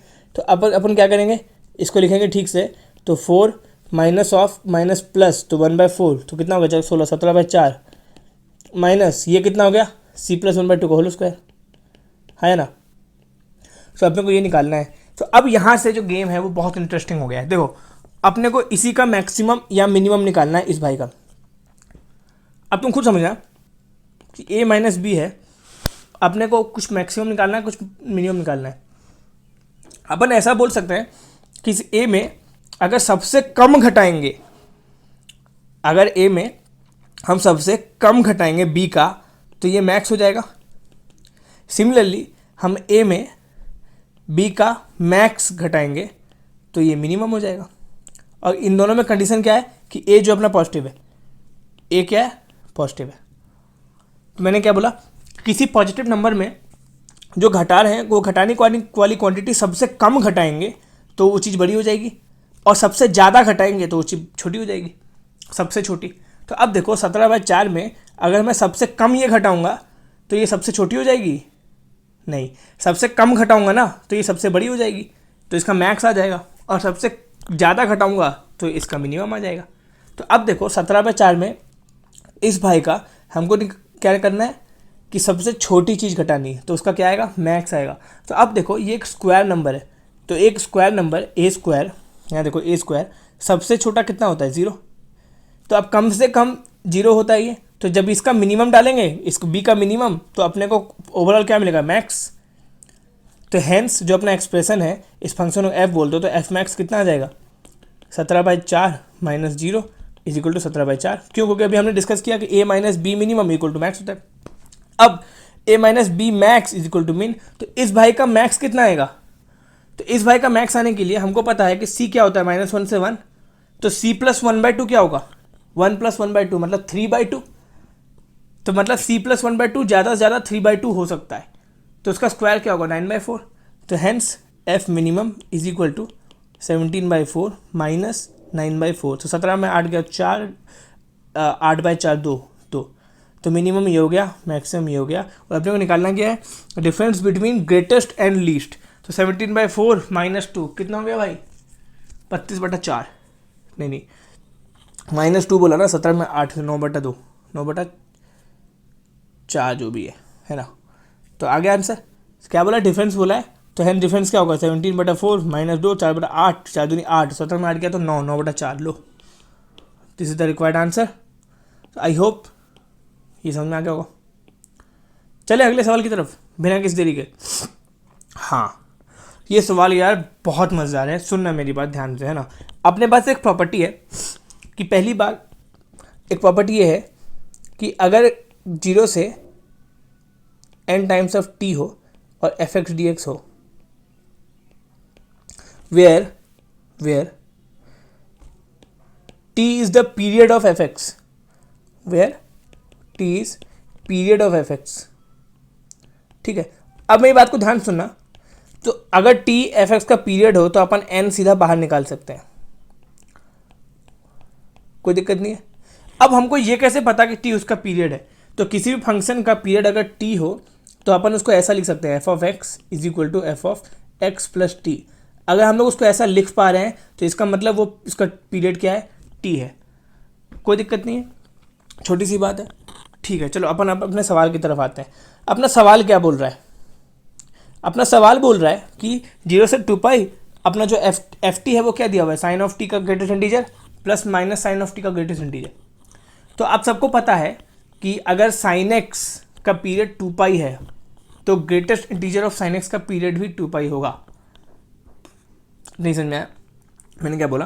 कि सबको पता है कि साइन एक्स का पीरियड अगर 2π है तो ग्रेटेस्ट ऑफ साइन एक्स का पीरियड भी 2π ही होगा, क्योंकि हमने पीरियोडिक में पढ़ा था कि ग्रेटेस्ट इंटीजर कोई फंक्शन लगा दो उससे कोई फर्क नहीं पड़ेगा। मतलब कंपोजिट में एफ ऑफ जी में जो जी का पीरियड है वही एफ का पीरियड होता है। तो ठीक है, इतना हमको पता है। चलो अब अपन आते हैं अपने मेन मुद्दे की तरफ, और हमने को ये करना है ना। तो कोई भी बच्चा क्या बोलेगा कि सर 0 से 12π है और greatest integer of sine T है। हमको पता है कि साइन टी का पीरियड कितना होता है सर? कितना होता है? 2π होता है। तो एक काम करते हैं, यहाँ से 2π अलग करते हैं, 2π इंटू 6, 6 बाहर निकाल देते हैं। वो बच्चा गलत नहीं है, बिल्कुल ठीक है। लेकिन अब एक और सोचने वाली बात है कि ट्रिगोनोमेट्री में मैंने, मतलब अगर तुमने ये लेक्चर देखे हो पहले या फिर तुमने कहीं किसी कोचिंग में पढ़ा हो, ट्रिगोनोमेट्री में जो भी पीरियड तुमको पता है वो अगर फंक्शन थोड़ा चेंज हो तो ज़रूरी नहीं है कि वो फंडामेंटल पीरियड हो, वो मैक्सिमम हो सकता है, पर उससे अगर छोटी क्वांटिटी भी कुछ अवेलेबल हो सकती है ट्रिगो में जो तुम्हारा पीरियड हो। फॉर एग्जांपल इस केस में आपने देखो एफ ऑफ टी क्या है? एफ ऑफ टी ये है, तो F of pi plus T देखो एक बार। मतलब मैंने क्या किया, टी की जगह टी प्लस पाई प्रेजेंट कर दिया, जैसे एक्स प्लस टी था ना उसका, तो टी की जगह टी प्लस पाई रख दिया। तो क्या होगा?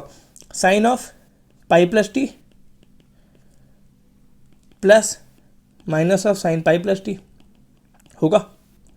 तो अब इस हिसाब से क्या होगा, यहाँ पे अगर तुम देखो तो sine of pi plus theta क्या होता है? माइनस साइन थीटा, तो minus sine T plus sine of pi plus minus sine theta, minus minus plus, तो साइन ऑफ टी। और ये बेसिकली नथिंग बट क्या है? F of t. तो देखो हमने तो यहाँ देख के क्या बोला था, यहाँ पे देख के कि इसका पीरियड 2π होगा, लेकिन हमने जब टी प्लस पाई से रिप्रेजेंट कर दिया तो वही चीज़ आ गई। तो इसका मतलब इसका पीरियड क्या हो गया? पाई। तो इसका पीरियड 2π नहीं होगा, इसका पीरियड क्या होगा? पाई। समझ में आई बात? तो अब ये क्वेश्चन बहुत आसान हो चुका है ना। तो अपन इस क्वेश्चन को अब करते हैं बढ़िया तरीके से। ये क्वेश्चन अब बहुत रोमांचक मोड़ ले चुका है, ठीक है। चलो अब अपन क्या लिख सकते हैं, इसका पीरियड पाई है तो 12 बाहर निकाल दे। क्यों? क्योंकि 0 से, अभी हमने पढ़ा था कि 0 से n times of T, T उसका पीरियड है तो n बाहर आ जाता है, ये रहा। तो n क्या है भाई? 12, तो 12 टाइम्स ऑफ 0 से pi greatest integer of sine T. Plus minus of continuity of sine T D T. ठीक, अब देखो 0 से पाई में साइन क्या होता है, पॉजिटिव, और साइन पॉजिटिव में कितनी वैल्यू ले सकता है, 0 से 1 के बीच में, कोई दिक्कत नहीं है। तो 0 से 1 के बीच में हमेशा क्या होगा, ये 0, तो ये भाई साहब खत्म हो गया ना। अब बेसिकली अगले सेम चीज़, 0 से पाई के बीच में साइन क्या होता है, पॉजिटिव, पॉजिटिव मतलब 0 से 1 के बीच में। अब उसमें माइनस लगा है, मतलब ये क्वांटिटी क्या होगी, -1 से 0 के बीच में, तो ये हमेशा क्या हो जाएगा, -1। तो हैंस क्या होगा, 12 इंटीग्रेशन ऑफ 0 से pi minus of D T, तो माइनस टी तो माइनस पाई, तो -12 पाई, तो अपना आंसर कितना हो जाएगा, -12 पाई। तो साफ सीधी बात है, ये सवाल था तो एकदम टट्टी सा, छोटा सा, लेकिन तुमको इसको सॉल्व करने के लिए इतनी चीज़ें जाननी थी, तो इतने मैंने बताया।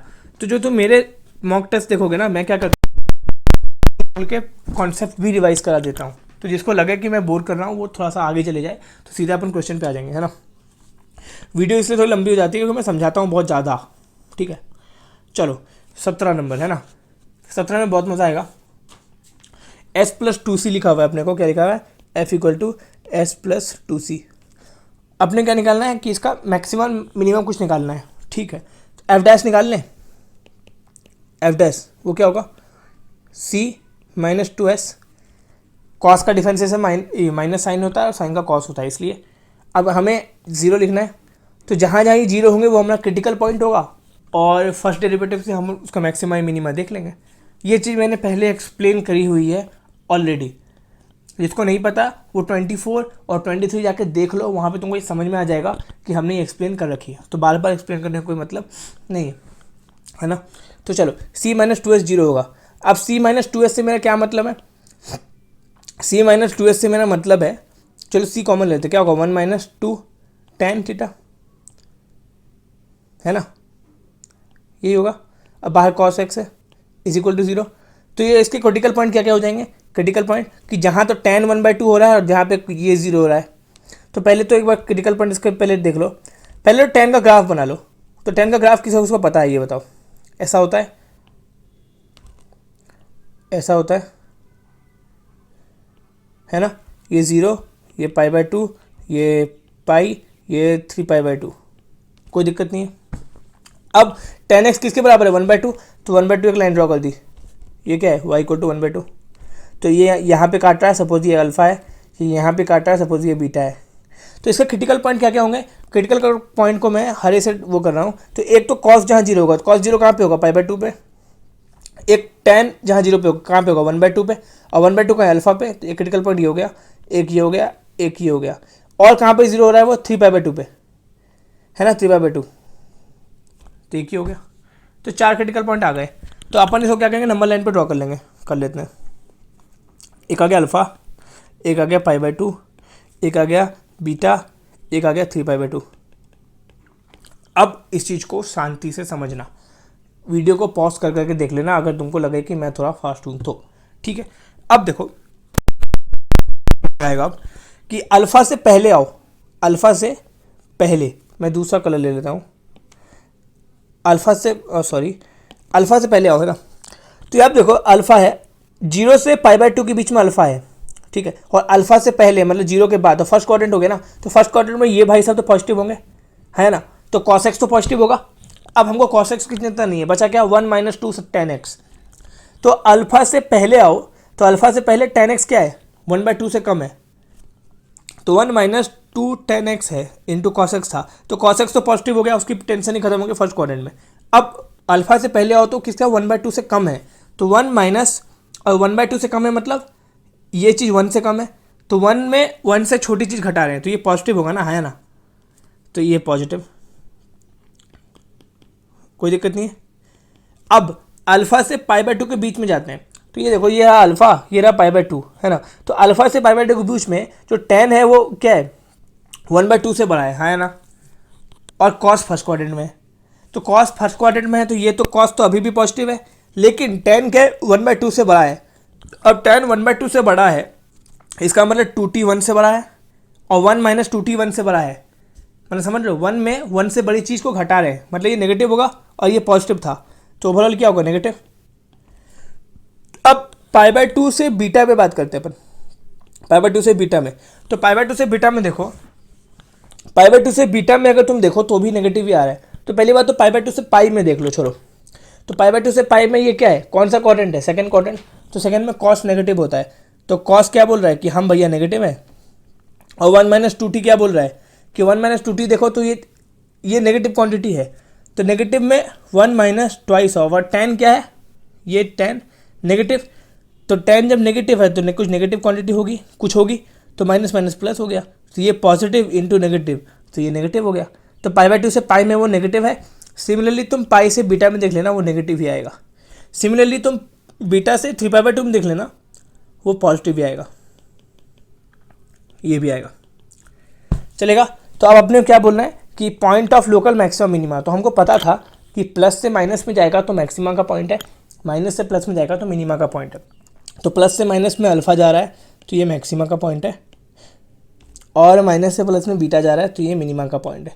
और ये कौन से क्वाड्रेंट में है, 0 से π/2 के बीच में, तो फर्स्ट क्वाड्रेंट। तो अपना आंसर क्या हो जाएगा, ए। ठीक है भैया। भैया इससे सही में नहीं समझा सकता, बहुत धीरे धीरे समझाया प्यार से, तो तुमको समझ में आ जाना चाहिए। नहीं समझ में आया तो वीडियो रिवाइंड कर लो, है ना। अपन चलते हैं अगले सवाल की तरफ जो बहुत मज़ेदार है। हाँ, तो पहली बात, जिन्होंने पहली वीडियो नहीं देखी, मैं बार बार बोल रहा हूँ उसको देखो, क्योंकि सारी चीज़ें डिस्कस करी हुई है, बार बार सेम चीज़ डिस्कस करने में मज़ा नहीं आता। ठीक है, तो अपन सीधा क्वेश्चन पे आते हैं।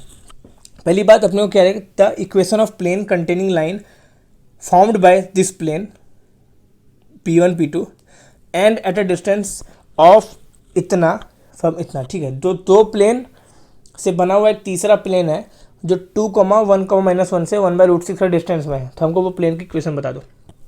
क्या बोल रहा है कि दो प्लेन से बना हुआ तीसरा प्लेन है जो 2, 1, -1 से 1/√6 का डिस्टेंस में है। तो पहली बात, अगर एक प्लेन है, कोई भी एक प्लेन है जिसकी इक्वेशन है ax + by + cz + d = 0, और एक पॉइंट है x1, y1, z1, इससे उसका परपेंडिकुलर डिस्टेंस क्या होता है, तो इस पॉइंट को इस पर डाल दो अपॉन √a² + b² + c²। तो d क्या होगा, पॉइंट को उस पर डाल दो, तो ax1 + by1 + cz1 + d का मॉड, इसलिए कि प्लस माइनस कुछ हो तो एडजस्ट हो जाए, अपॉन √a² + b² + c²। ठीक, ये तुमको पता होना चाहिए, पहली बात। दूसरी बात, अपने क्या बोल रहे हैं कि इक्वेशन ऑफ प्लेन, मतलब दो प्लेन से बनने वाला तीसरा प्लेन, तो ये होता है P1 + लैम्डा P2। ये दो प्लेन से बनने वाला तीसरा प्लेन है, और उस लैम्डा की वैल्यू चेंज करोगे तो इन्फाइनाइट प्लेन आ जाएंगे। मतलब दो प्लेन हैं आपस में, वो का जहाँ इंटरसेक्ट कर रहे हैं उस इंटरसेक्टिंग पॉइंट से अपन इन्फाइनाइट प्लेन पास कर सकते हैं। ये फैमिली ऑफ प्लेन्स में तुमने पढ़ा होगा। ठीक है, ये है फैमिली ऑफ प्लेन्स। ठीक, तो अब यही चीज़ करेंगे यहाँ पे क्या करेंगे पता है, अपन P1 + लैम्डा P2 करेंगे, इसको ठीक से लिखेंगे इस फॉर्म में, फिर उसको 2, -1, 1 से परपेंडिकुलर डिस्टेंस ले लेंगे और उसको 1/√6 के बराबर कर देंगे, वहाँ से लैम्डा आ जाएगा, छोटी सी बात है। ठीक, तो अब P1 + लैम्डा P2 कर दें, तो P1 क्या अपने पास 2x - y + z - 3 plus lambda into 3x + y + z - 5 = 0। अगर इसको ठीक से अरेंज कर लो तो x कितना आ जाएगा, 3 लैम्डा + 2, ये x है। ठीक है, x है, और y को अरेंज कर लो तो क्या आ जाएगा, लैम्डा -1, z को अरेंज कर लो तो क्या आ जाएगा, लैम्डा +1, और कांस्टेंट अरेंज कर लो तो क्या आ जाएगा, -3 + -5 लैम्डा, -3 - 5 लैम्डा = 0। चलेगा। तो अब यहाँ से हमें क्या करना है, हमें बेसिकली 2, 1, -1 से इस प्लेन के लिए, इसको मान लो P प्लेन बोल दिया, परपेंडिकुलर डिस्टेंस लेना है और वो बराबर करना है 1/√6 के। तो परपेंडिकुलर डिस्टेंस क्या होता है, ये अभी हमने बताया। तो बेसिकली ये बोल रहा है कि 1/√6 = तो डाल दो, तो 2 डाल दो, 1 डाल दो, -1 डाल दो, क्या होगा 2, तो 2 डालते ही 6 लैम्डा, 1 डालते ही लैम्डा, और -1 डालते ही -2, तो 6 - 2, 6 - 2 कितना हो गया, 4 लैम्डा, और 4 के बाद -5 लैम्डा है तो माइनस लैम्डा, और उधर प्लस, तो बेसिकली ये ऐसा कुछ आ जाएगा, लैम्डा -1 अपॉन √, 3 लैम्डा प्लस 2 का whole square plus lambda minus 1 का whole square plus lambda plus 1 का होल स्क्वायर, ये वही है ना, अंडर रूट ए square plus B square plus सी स्क्वायर। तो यहाँ ए क्या है ये, बी क्या है ये, और सी क्या है ये। तो अब इसको सॉल्व कर लोगे ना जब तुम, देखो मैं अभी सॉल्व नहीं करूँगा, ऑलरेडी सॉल्व किया हुआ है। अगर ऐसे करूँगा तो फिर वीडियो कभी ख़त्म ही नहीं होगी, साले जन्म लग जाएंगे, है ना। तो यहाँ से लैम्डा की वैल्यू कितनी आ जाएगी, या तो 0 आएगी या तो -24/5 आएगी।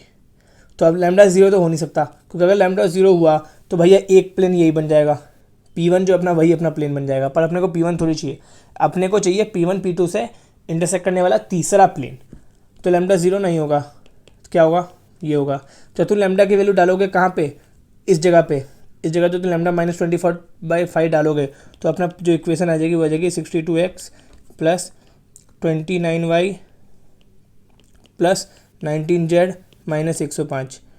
ठीक है, अब जिसको लग रहा होगा ना कि मैं डंडी मार रहा हूँ, सीधा आंसर ला दे रहा हूँ, तो भैया डंडी मारना पड़ेगा। इतना कैलकुलेशन करेंगे ना बुरे हो जाएंगे, समझ रहे हो, नहीं हो पाएगा। फिर वीडियो समय पे ख़त्म भी तो करनी है। चले अगले सवाल की तरफ बिना किसी देरी के।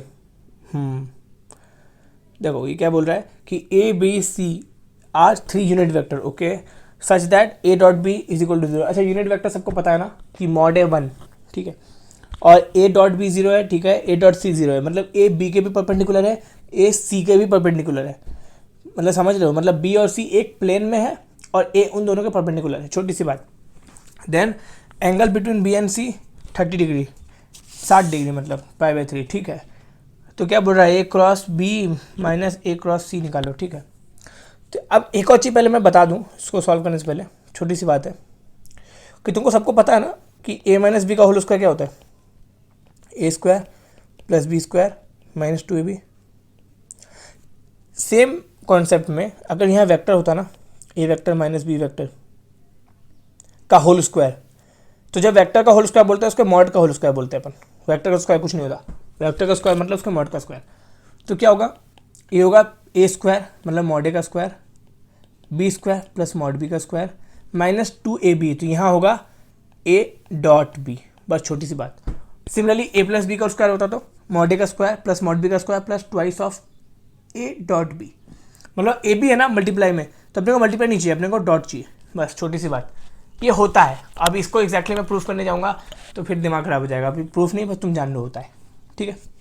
अपने को निकालना क्या है ये, तो अपने को बेसिकली निकालना क्या है, सवाल पे आते हैं। अपने को निकालना है, अपन एम ए वेक्टर को ए वेक्टर बोल रहे हैं, तो अपने को निकालना है a cross b minus a cross C. Cross common लो तो ए क्रॉस ऑफ बी माइनस सी का मॉड, मतलब मॉड नहीं है, ठीक से लिखो तो क्या होगा, mod A mod B minus सी, और ए और बी माइनस सी का एंगल क्या होगा 90। कैसे भाई, अब देखो ए बी के भी परपेंडिकुलर है, ए सी के भी परपेंडिकुलर है, मतलब कुछ ऐसा है कि बी और सी एक ही प्लेन में है और ए इन दोनों के परपेंडिकुलर है, दोनों के, और बी और सी के बीच में एंगल कितना है तो 60 डिग्री। कुछ ऐसा फिगर बना हुआ है अपने पास, ठीक है। ये लो कि एक प्लेन में दोनों हैं और यहाँ पे ये ए वेक्टर है, और अपने को ए cross b minus a cross सी निकालना है, वो ये हो जाएगा sin 91 हो गया। तो अपने को और मॉड ए भी 1 हो गया, क्यों, क्योंकि यूनिट वेक्टर है। तो बेसिकली अपने को मॉड बी माइनस सी निकालना है, वही अपना आंसर हो जाएगा। और मॉड बी माइनस सी अपन कैसे निकालेंगे, तो ऐसे। तो मॉड बी माइनस सी तो हमको नहीं पता, पर मॉड बी माइनस सी का स्क्वायर जरूर पता है, अभी हमने देखा था। तो मॉड बी का स्क्वायर यूनिट वेक्टर है तो 1 होगा, मॉड सी का स्क्वायर यूनिट वेक्टर है 1 होगा, minus twice of b dot c, तो क्या होगा 1 + 1 - 2। बी डॉट सी क्या होगा, मॉड बी मॉड सी, तो 1 × 1, और कॉस थीटा, तो बी और सी के बीच का एंगल कितना है 60, तो कॉस 60 1/2, तो 2 खत्म, तो 1 1 2 - 1 1, तो 1। तो मॉड बी माइनस सी का स्क्वायर 1 है, तो मॉड बी माइनस सी भी 1 होगा, तो हैंड दिस इक्वल टू 1। तो आंसर इज नथिंग बट 1। तो भैया आंसर आ गया, ठीक है। तो जिसको ना समझ में आए वीडियो रिवाइंड कर लेना, बार बार एक ही बात बोलना पसंद नहीं है ना। अगले सवाल की तरफ बिना किसी देरी के। Let point a lies on this, the point a b and point c, okay, a b c टेस rhombus, the locus of d's, okay, बहुत बहुत बढ़िया। क्या बोल रहा है, let point a lies on this line, the point b lies on this line, the point c is -2,5। पहले तो a b c d rhombus बना लो एक, सॉरी मेरी डायग्राम बहुत खराब है यार, है ना, चलो एक ABCD पहले रोम्बस बना लेते हैं। ये A है, ये B है, ये C है, ये D है। एक रोम्बस बना लिया। अब ये क्या बोल रहा है कि जो एक लाइन है ना 3x माइनस 4y प्लस 1, वो पॉइंट A उस पर लाई कर रहा है, इस पे। अब जो लाइन है B, the point B lies on 4x, तो ये B किस पे लाई कर रहा है, 4x प्लस 3y माइनस 7, और C पॉइंट है -2,5। तो एक गौर करो कि जो -2,5 है ना, वो 4x प्लस 3y माइनस 7 पे लाई कर रही है। तो -2 डालो तो -8, 5 × 15, 15 माइनस 8 7, 7 में 7 0। तो बेसिकली जो B है ना, B पॉइंट, वो इस लाइन पे लाई कर रही थी, और ये लाइन -2,5 से रिप्रेजेंट कर रहा है। मतलब जो BC लाइन है वो यही है। नहीं समझ में आया? मैंने तो जल्दी बोला। देखो B इस लाइन पे पास कर रही है, और -2,5 भी इसी लाइन से पास कर रहा है। इसका मतलब BC है वो लाइन। छोटी सी बात है, ठीक। अब इसका स्लोप क्या है, तो -4/3। स्लोप ऑफ BC क्या है, -4/3। अब A जिस लाइन से पास कर रहा है वो लाइन है क्या पता है, 3x माइनस 4y प्लस 1। मान लो वो लाइन ऐसा कहीं जा रहा है, वो लाइन क्या है कि 3x minus 4y plus 1 equal to 0। इसका स्लोप क्या है, इसका स्लोप है आपका 4 कितना, 3/4। तो अब देखो स्लोप ऑफ BC कितना है, -4/3, और इसका स्लोप है 3/4। दोनों का मल्टीप्लाई को कितना हो जाएगा, -1। मतलब ये दोनों लाइन क्या है आपस में, परपेंडिकुलर, हाँ या ना। तो किसको ये फिगर समझ में आ गया? अब मेरी बात ध्यान से सुनो कि रोम्बस की प्रॉपर्टी क्या होती है कि अपोजिट जो लाइन है, अपोजिट लाइन, वो आपस में पैरेलल होंगे, इक्वल होंगे। मतलब ये इसके पैरेलल है और इक्वल है, ये इसके पैरेलल है और इक्वल है। अब देखो जो BC लाइन और AD लाइन है, वो दोनों पैरेलल है। तो अगर AD पैरेलल BC है, तो ये जो नया लाइन है ना, ये नया लाइन, ये इसके भी परपेंडिकुलर होगा, हाँ या ना। दो पैरेलल लाइन के बीच में परपेंडिकुलर होता ही है ना, एक पैरेलल दो पैरेलल। अगर कोई लाइन इससे परपेंडिकुलर है तो वो इससे भी परपेंडिकुलर होगी। तो सिमिलरली जो A लाइन है, ये इससे भी परपेंडिकुलर है तो इससे भी परपेंडिकुलर होगी। अपने को D का लोकस निकालना है, H, K मान लेते हैं। तो D पॉइंट ऑफ व्यू से देखो, और हाँ रोम्बस की प्रॉपर्टी क्या होती है कि सारे साइड इक्वल। तो D के पॉइंट ऑफ व्यू से देखो कि D अगर C से बोलेगा तो मैं तुमसे बराबर हूँ, D पॉइंट A से बोलेगा कि तुम जिस लाइन से पास करो ना, सपोज उस लाइन को अपन L बोल दें, उस लाइन को अपन L बोल दें, L, तो मैं इस लाइन के परपेंडिकुलर डिस्टेंस से बराबर हूँ और इस पॉइंट C से बराबर हूँ। मतलब बेसिकली क्या बोल रहा है ये कि DA बराबर DC, और DA है क्या, DA है L से परपेंडिकुलर D का। तो मतलब बेसिकली पॉइंट डाल दो तो 3h minus 4k plus 1 upon √25 का mod is equal to DC। मतलब under root of distance formula क्या होता है, h+2 का होल स्क्वायर प्लस k-5 का होल स्क्वायर, और दोनों तरफ होल स्क्वायर कर दो तो क्या होगा, 3h माइनस 3h की जगह x डाल दो तो 4y प्लस 1 का whole square is equal to 25 into x+2 का होल स्क्वायर प्लस y-5 का होल स्क्वायर, है ना। तो अपना आंसर क्या आ जाएगा, देख लो कौन सा ऑप्शन मैच कर रहा है। ऑप्शन ए अनडाउटेडली वही अलग दिख रहा है एक कोई दिक्कत, तो आई थिंक तुमको समझ में आ गया होगा। चले अपन अगले सवाल की तरफ बिना किसी देरी के। जो 21 नंबर है ये थोड़ा कैलकुलेटिव है, ठीक है। तो अपन बस तुमको तरीका बता देते हैं, सवाल तुम खुद सॉल्व करना। 21 अपन सॉल्व नहीं करेंगे, ठीक है, अपने पास तो सॉल्व करा कराया माल है, तो अपन उसको यूज़ कर लेंगे। A+2B बोल रहा है, 2A - B बोल रहा है, ठीक है। तो अपने चलो A+2B एक मैट्रिक्स है अपने पास, उसको मैट्रिक्स M1 बोल देते हैं, और एक मैट्रिक्स है 2A - B, इसको मैट्रिक्स M2 बोल देते हैं। मैट्रिक्स की एक खास बात है कि कोई नंबर अगर उससे मल्टीप्लाई होता है तो उसके हर एलिमेंट से मल्टीप्लाई होता है। तो अब अपने को यहाँ से क्या निकालना है, A - B का ट्रेस निकालना है। तो अगर हम मैट्रिक्स A निकाल ही लें, मैट्रिक्स B निकाल ही लें, तो उसका ट्रेस भी आ जाएगा। और ट्रेस क्या होता है, तो देखो इस मैट्रिक्स का ट्रेस क्या होगा, तो इसके डायगोनल एलिमेंट का एडिशन, मतलब 2 + 5 + -3, तो मतलब 5, तो इसका ट्रेस ही हो जाएगा। मतलब जो डायगोनल एलिमेंट है उसका ट्रेस क्या होता है, डायगोनल एलिमेंट का एडिशन किसी मैट्रिक्स का, ठीक है। तो चलो अपन को यहाँ से A भी निकालना है, तो हमने एलिमिनेशन मेथड पढ़ रखा है, तो अपने यहाँ पे क्या करते हैं कि इंटू 2 कर देते हैं और दोनों को सब्ट्रैक्ट कर देते हैं। तो क्या हो जाएगा, 2A + 4B - 2A plus b is equal to 2m1 minus m2।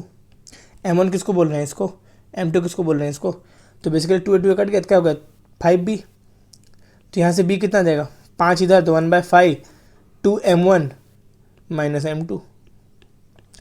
अब कैलकुलेशन खुद कर लेना यार, m1 में 2 मल्टीप्लाई करो माइनस m2 करो और अपॉन 5 करो, सो कुछ आ जाएगा। तो मैंने कर रखा है, तो उसका आंसर आ जाएगा -2 10 -4 6 -7 -16 3 1 और 6। ठीक, सिमिलरली यहाँ से एक ऐसे आ जाएगा। इसी में अगर तुम यहाँ पे 2 से मल्टीप्लाई करो, ऐड कर दो, मैं क्या बोल रहा हूँ a + 2b प्लस इसमें 2 से मल्टीप्लाई किया तो 4a माइनस 2b और दोनों को ऐड कर दिया तो m1 + 2m2 हो जाएगा। तो यहाँ से क्या हो गया, ये कट गया तो 5a, तो a इज इक्वल टू 1/5 इज इक्वल मतलब इंटू m1 + 2m2। तो अगर सॉल्व कर लो तो फाइनल आंसर कितना आ जाएगा, यहाँ पे जो भी आ जाएगा अपने को सॉल्व करके लाके। तो मैंने कर रखा है, मैंने अगेन कहा कि अगर मैं तुम्हारे सामने सब कैलकुलेशन करने बैठूंगा तो भाई रात हो जाएगी, ज़िंदगी ख़राब हो जाएगी मेरी। तो चलो अपन अगले सवाल की तरफ चलते हैं। इसका ये हो जाएगा 0 -1 9 8 13 13। अब ट्रेस चाहिए, तो trace of a minus trace of b, तो ट्रेस ऑफ a कितना हो जाएगा this plus this plus this, तो 14 में -1 गया 13 13 26 और 26/5, हाँ क्योंकि 1/5 सबसे मल्टीप्लाइड है। तो ट्रेस ऑफ a कितना हो गया 26/5, ट्रेस ऑफ a कितना हो गया 26/5 और ट्रेस ऑफ b कितना हो गया आपका -2 6, तो 4 4 -3 -7 -3/5, तो ये हो गया -3/5। ठीक है, और अपने को दोनों का सब्ट्रैक्ट करना है, तो ये हो गया 29/5। तो आंसर आ गया 29/5। तो हेंस आंसर इज 29/5। कोई दिक्कत नहीं है। तो आई होप समझ में आ गया। अगले सवाल की तरफ बिना किसी देरी के। अगला सवाल बहुत प्यारा, मतलब अगर तुम इसको चाहो तो गधे की तरह सॉल्व कर लो, चाहो तो इंसानों की तरह सॉल्व कर लो। और अपन क्या है, इंसान। कैसे सॉल्व करेंगे, इंसानों की तरह। तो अब क्या है, लेट px⁴ जो भी है दिस। अच्छा एक बात बताओ, ये कह रहा है कि आइडेंटिटी है, मतलब जो LHS में है वही RHS में जो भी है, तो s निकालो। तो समझना इस बात को कि ऐसा नहीं बोल रहा है कि इस डिटरमिनेंट को एक्सपेंड करके x का कोफिशिएंट निकालो। s क्या है, x का कोफिशिएंट। तो अब एक काम करते हैं, डिटरमिनेंट को सीधा एक्सपेंड कर देते हैं बिना कोई दिमाग लगाए और उसमें x का कोफिशिएंट निकाल देते हैं। तो अब किसी को लग रहा होगा कि यार ये डिटरमिनेंट पावर 4 में जाएगा, मल्टीप्लाई करेंगे तो रात हो जाएगी। नहीं बाबा, तुरंत कर लेते हैं। देखो तुमको इतना मज़ा आएगा ना, अभी अपने को सब कुछ पता होता है, बस थोड़ी सी क्या बोलते हैं प्रेजेंस रखनी पड़ती है चीज़ों में और आराम से हो जाता है।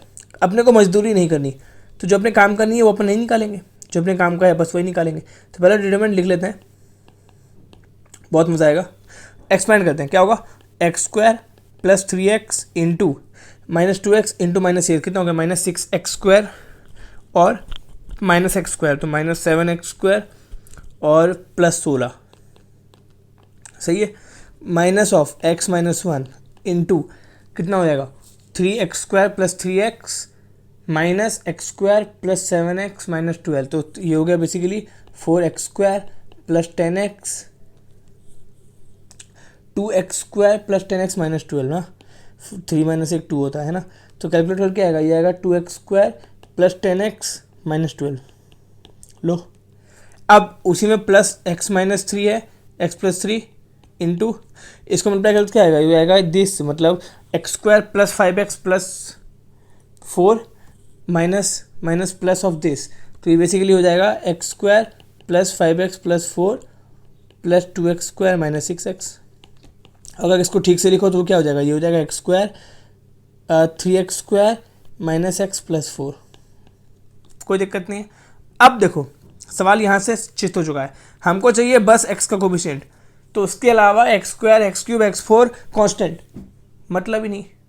आपने क्या चाहिए x, इस x² को इनमें से किसी से मल्टीप्लाई करो, क्या x मिलेगा, नहीं, भूल जाओ। इस x को मल्टीप्लाई करो इससे, तो x³ मिल गया, अपने काम का नहीं। 16 से मल्टीप्लाई करो तो क्या हो गया 48x, तो तो अपने काम का है, तो एक्स का कोएफिशिएंट यहाँ से क्या गया 48।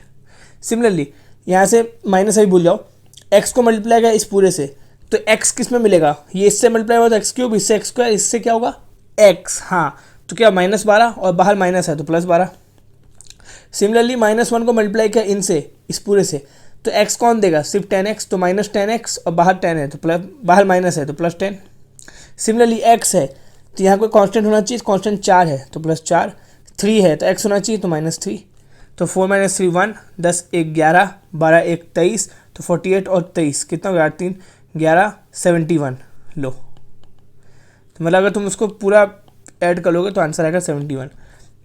तो हमने क्या किया, कुछ नहीं, हमने बस एक्स का कोएफिशिएंट निकाल दिया और हम लोग को एक्स ही चाहिए, तो अपना आंसर कितना हो जाएगा 71। तो आपका बच्चा क्या करेगा ना, इसको पूरा मल्टीप्लाई करके पूरा धुआंधार कचरा कर देगा। तो अपने को कचरा करना ही नहीं, अपने को बस एक्स चाहिए था, हमने एक्स निकाल लिया, सीधी बात, न बकवास। अगले सवाल की तरफ, 23 नंबर, बहुत फेमस फॉर्म, नहीं पता, तुमको पता होना चाहिए, जेईई मेंस दे रहे हो पता होना चाहिए। अभी देखो अपन उस फॉर्म को वापस रिवाइज कर देते हैं, इसको नहीं पता अब सीख लो, लेकिन पता होना चाहिए, ठीक है। चलो आर है, नीचे क्या कर सकते हैं अपन, R4 है ना, तो अपने से R² ऐड कर दो और सब्ट्रैक्ट कर दो। क्यों सब्ट्रैक्ट ऐड किया, क्योंकि एक R² था, एक और R² ऐड कर देंगे 2R² हो जाएगा, और ये एक स्क्वायर के फॉर्म में चेंज हो जाएगा। तो बेसिकली ज़मीन में क्या लिखा है, मतलब डिनोमिनेटर में R² + 1 का whole square minus R², summation of R = 1 to 80। तो अब this plus this minus this, A² - B² है, तो अब ये बताना पड़ गया, फिर तो शर्म की बात है ना। तो बेसिकली वहाँ क्या लिखा है, वहाँ लिखा है R = 1 से 80 R upon R² + 1 + R into R² + 1 minus R। कोई दिक्कत नहीं है। तो अब न्यूमरेटर को हम डिनोमिनेटर के फॉर्म में लिख सकते हैं, है ना। तो इंटू 2/2 कर दो तो 2R हो गया।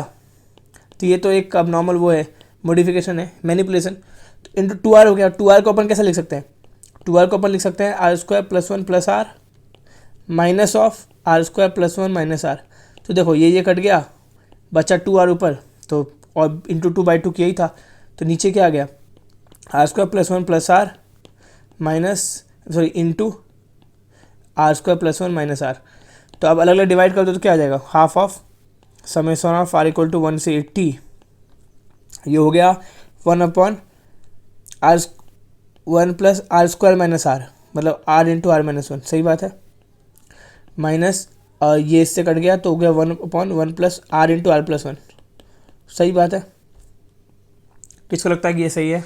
तो आप समझना है मेरी बात को बहुत ध्यान से, कि तुम्हें नहीं लग रहा कि यहाँ पे कुछ ऐसा लिखा है समेशन ऑफ 1 से 80 TR माइनस TR + 1, इसको VN मेथड बोलते हैं, जिन्होंने APGP पढ़ा उसको समझ में आ गया होगा। बोलते हैं ना TR माइनस TR +, क्योंकि देखो यहाँ पे R की जगह R + 1 डालो तो क्या होगा, R + 1 R, वही यहाँ पे लिखा है। तो जो ये है वही ये है, बस R की जगह R + 1 है। तो अपन इसको ऐसा लिख सकते हैं TR माइनस TR + 1 लिख दिया। तो अब इसको एक्सपेंड करते हैं, डालो, एक्सपेंड कैसे होगा, तो हाफ इंटू 1 डाल दो, तो T1 - T2 2 डाल दो, प्लस T2 - T3 3 डाल दो, प्लस T3 - T4 ... 80 डाल दो, तो T80 - T81 चलेगा।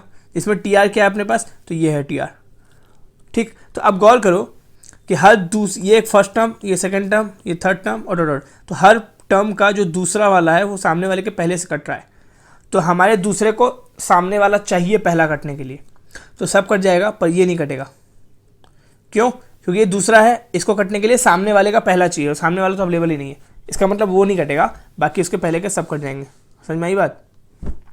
तो वो सॉल्व हो गई प्रॉब्लम। तो अपने पास बचा क्या, half of T1 minus T81 बचा। तो अब T1 क्या है, 81 क्या है, तो अपने को TR पता है, ये पता है TR, ये है TR, है ना। तो अब उसी में एक बार 1 डाल दो, एक बार 81 डाल दो, तो अपना काम हो जाएगा। तो अपना आंसर कितना हो जाएगा, हाफ इंटू 1 डाला तो 1 माइनस 81 डाला तो 81 डाला तो 80 + 81, तो ये हो जाएगा कि 1 अपॉन 1 + 80 इंटू 81।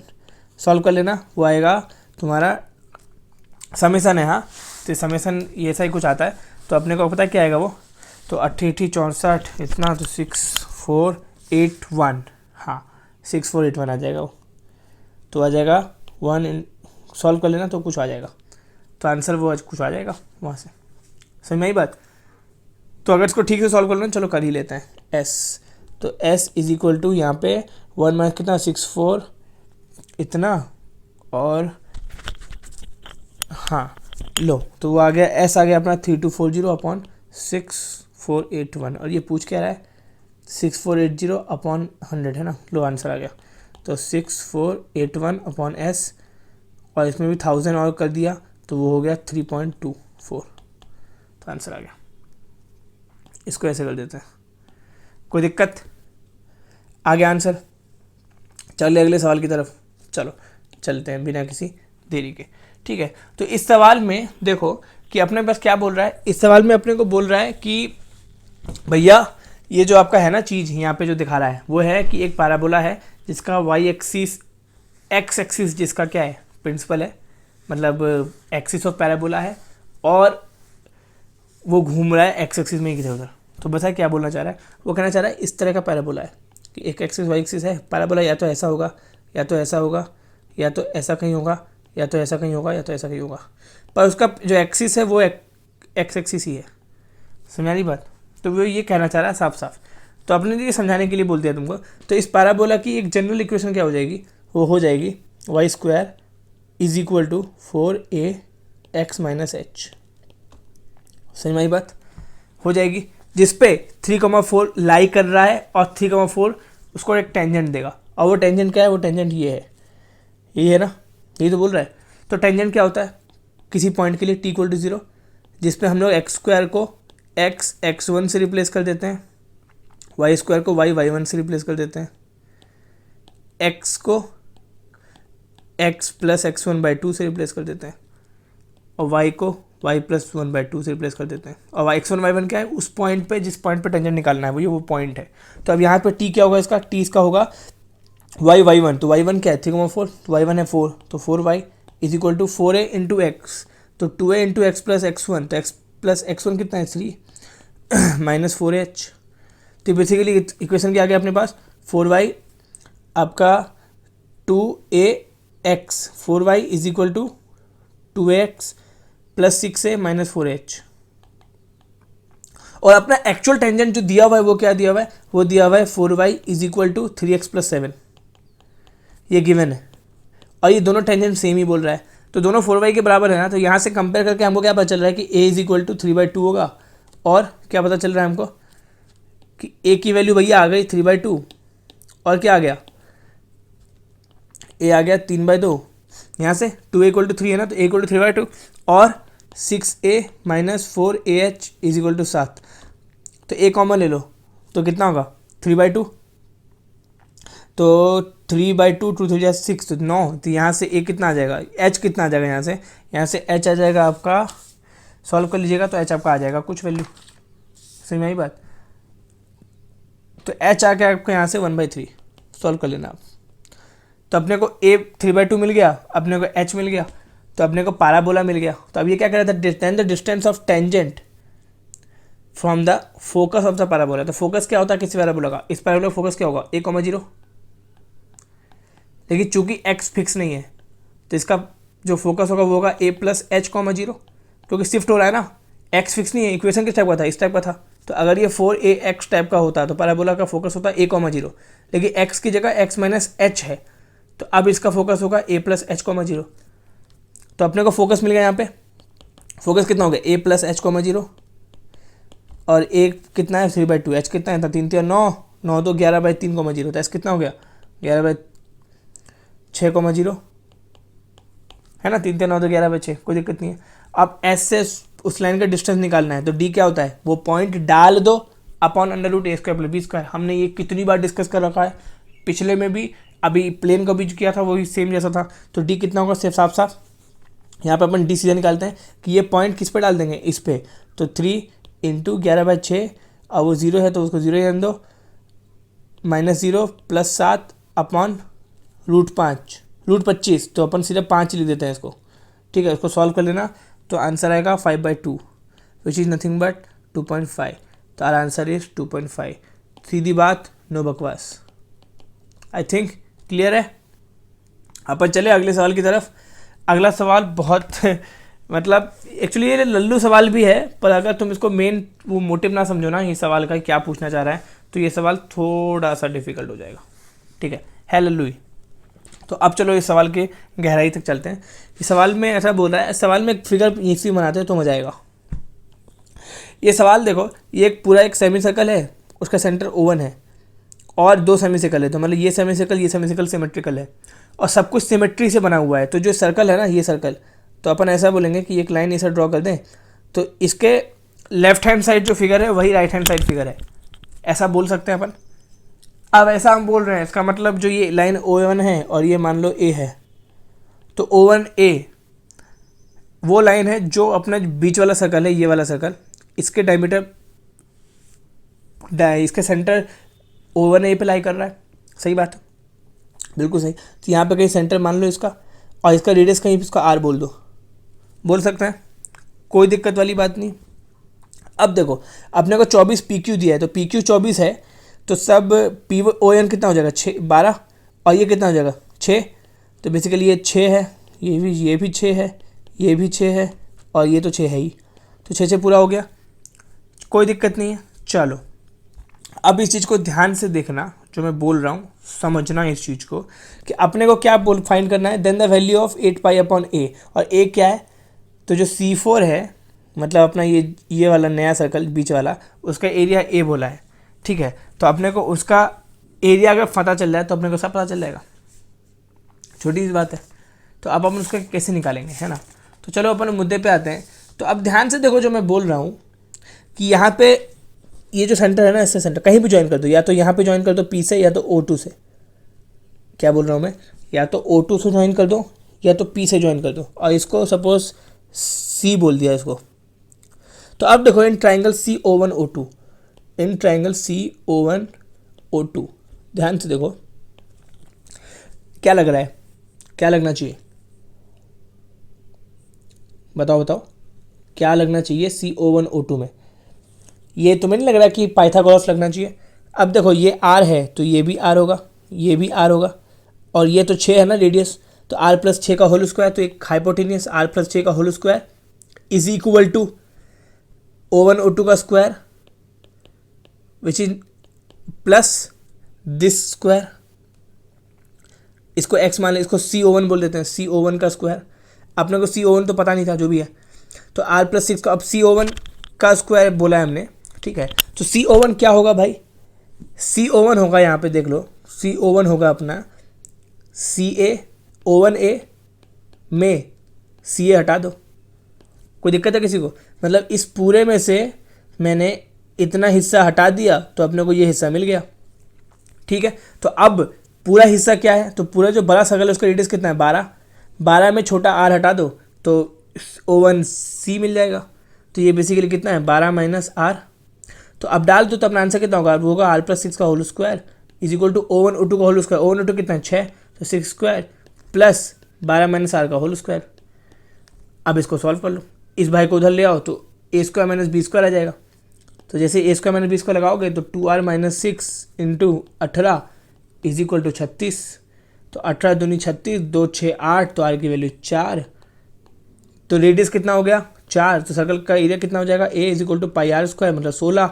अपने को चाहिए क्या 8π/a चाहिए, π/a कितना है 1/16, π/a कितना है 1/16, उसमें 8 मल्टीप्लाई कर दिया तो 1/2। तो hence required value 8π/a is equal to 1/2, 0.5 is required value. तो इसी के साथ आज की वीडियो समाप्त होती है। जिसने अब तक चैनल को लाइक नहीं किया लाइक करो, सब्सक्राइब नहीं किया सब्सक्राइब करो। अच्छा वीडियो था लगे शेयर कर दो, और जिन्होंने अभी तक 24, 23 और NTA मॉक टेस्ट 1 नहीं दिखी वो जाके देखो, और फ्यूचर मॉक टेस्ट के लिए इसको सब्सक्राइब करो, बहुत जल्द आने वाला हूँ। तुम जितना शेयर सब्सक्राइब करोगे अपन उतना मेहनत से काम करेंगे। मिलते हैं अगली वीडियो पे।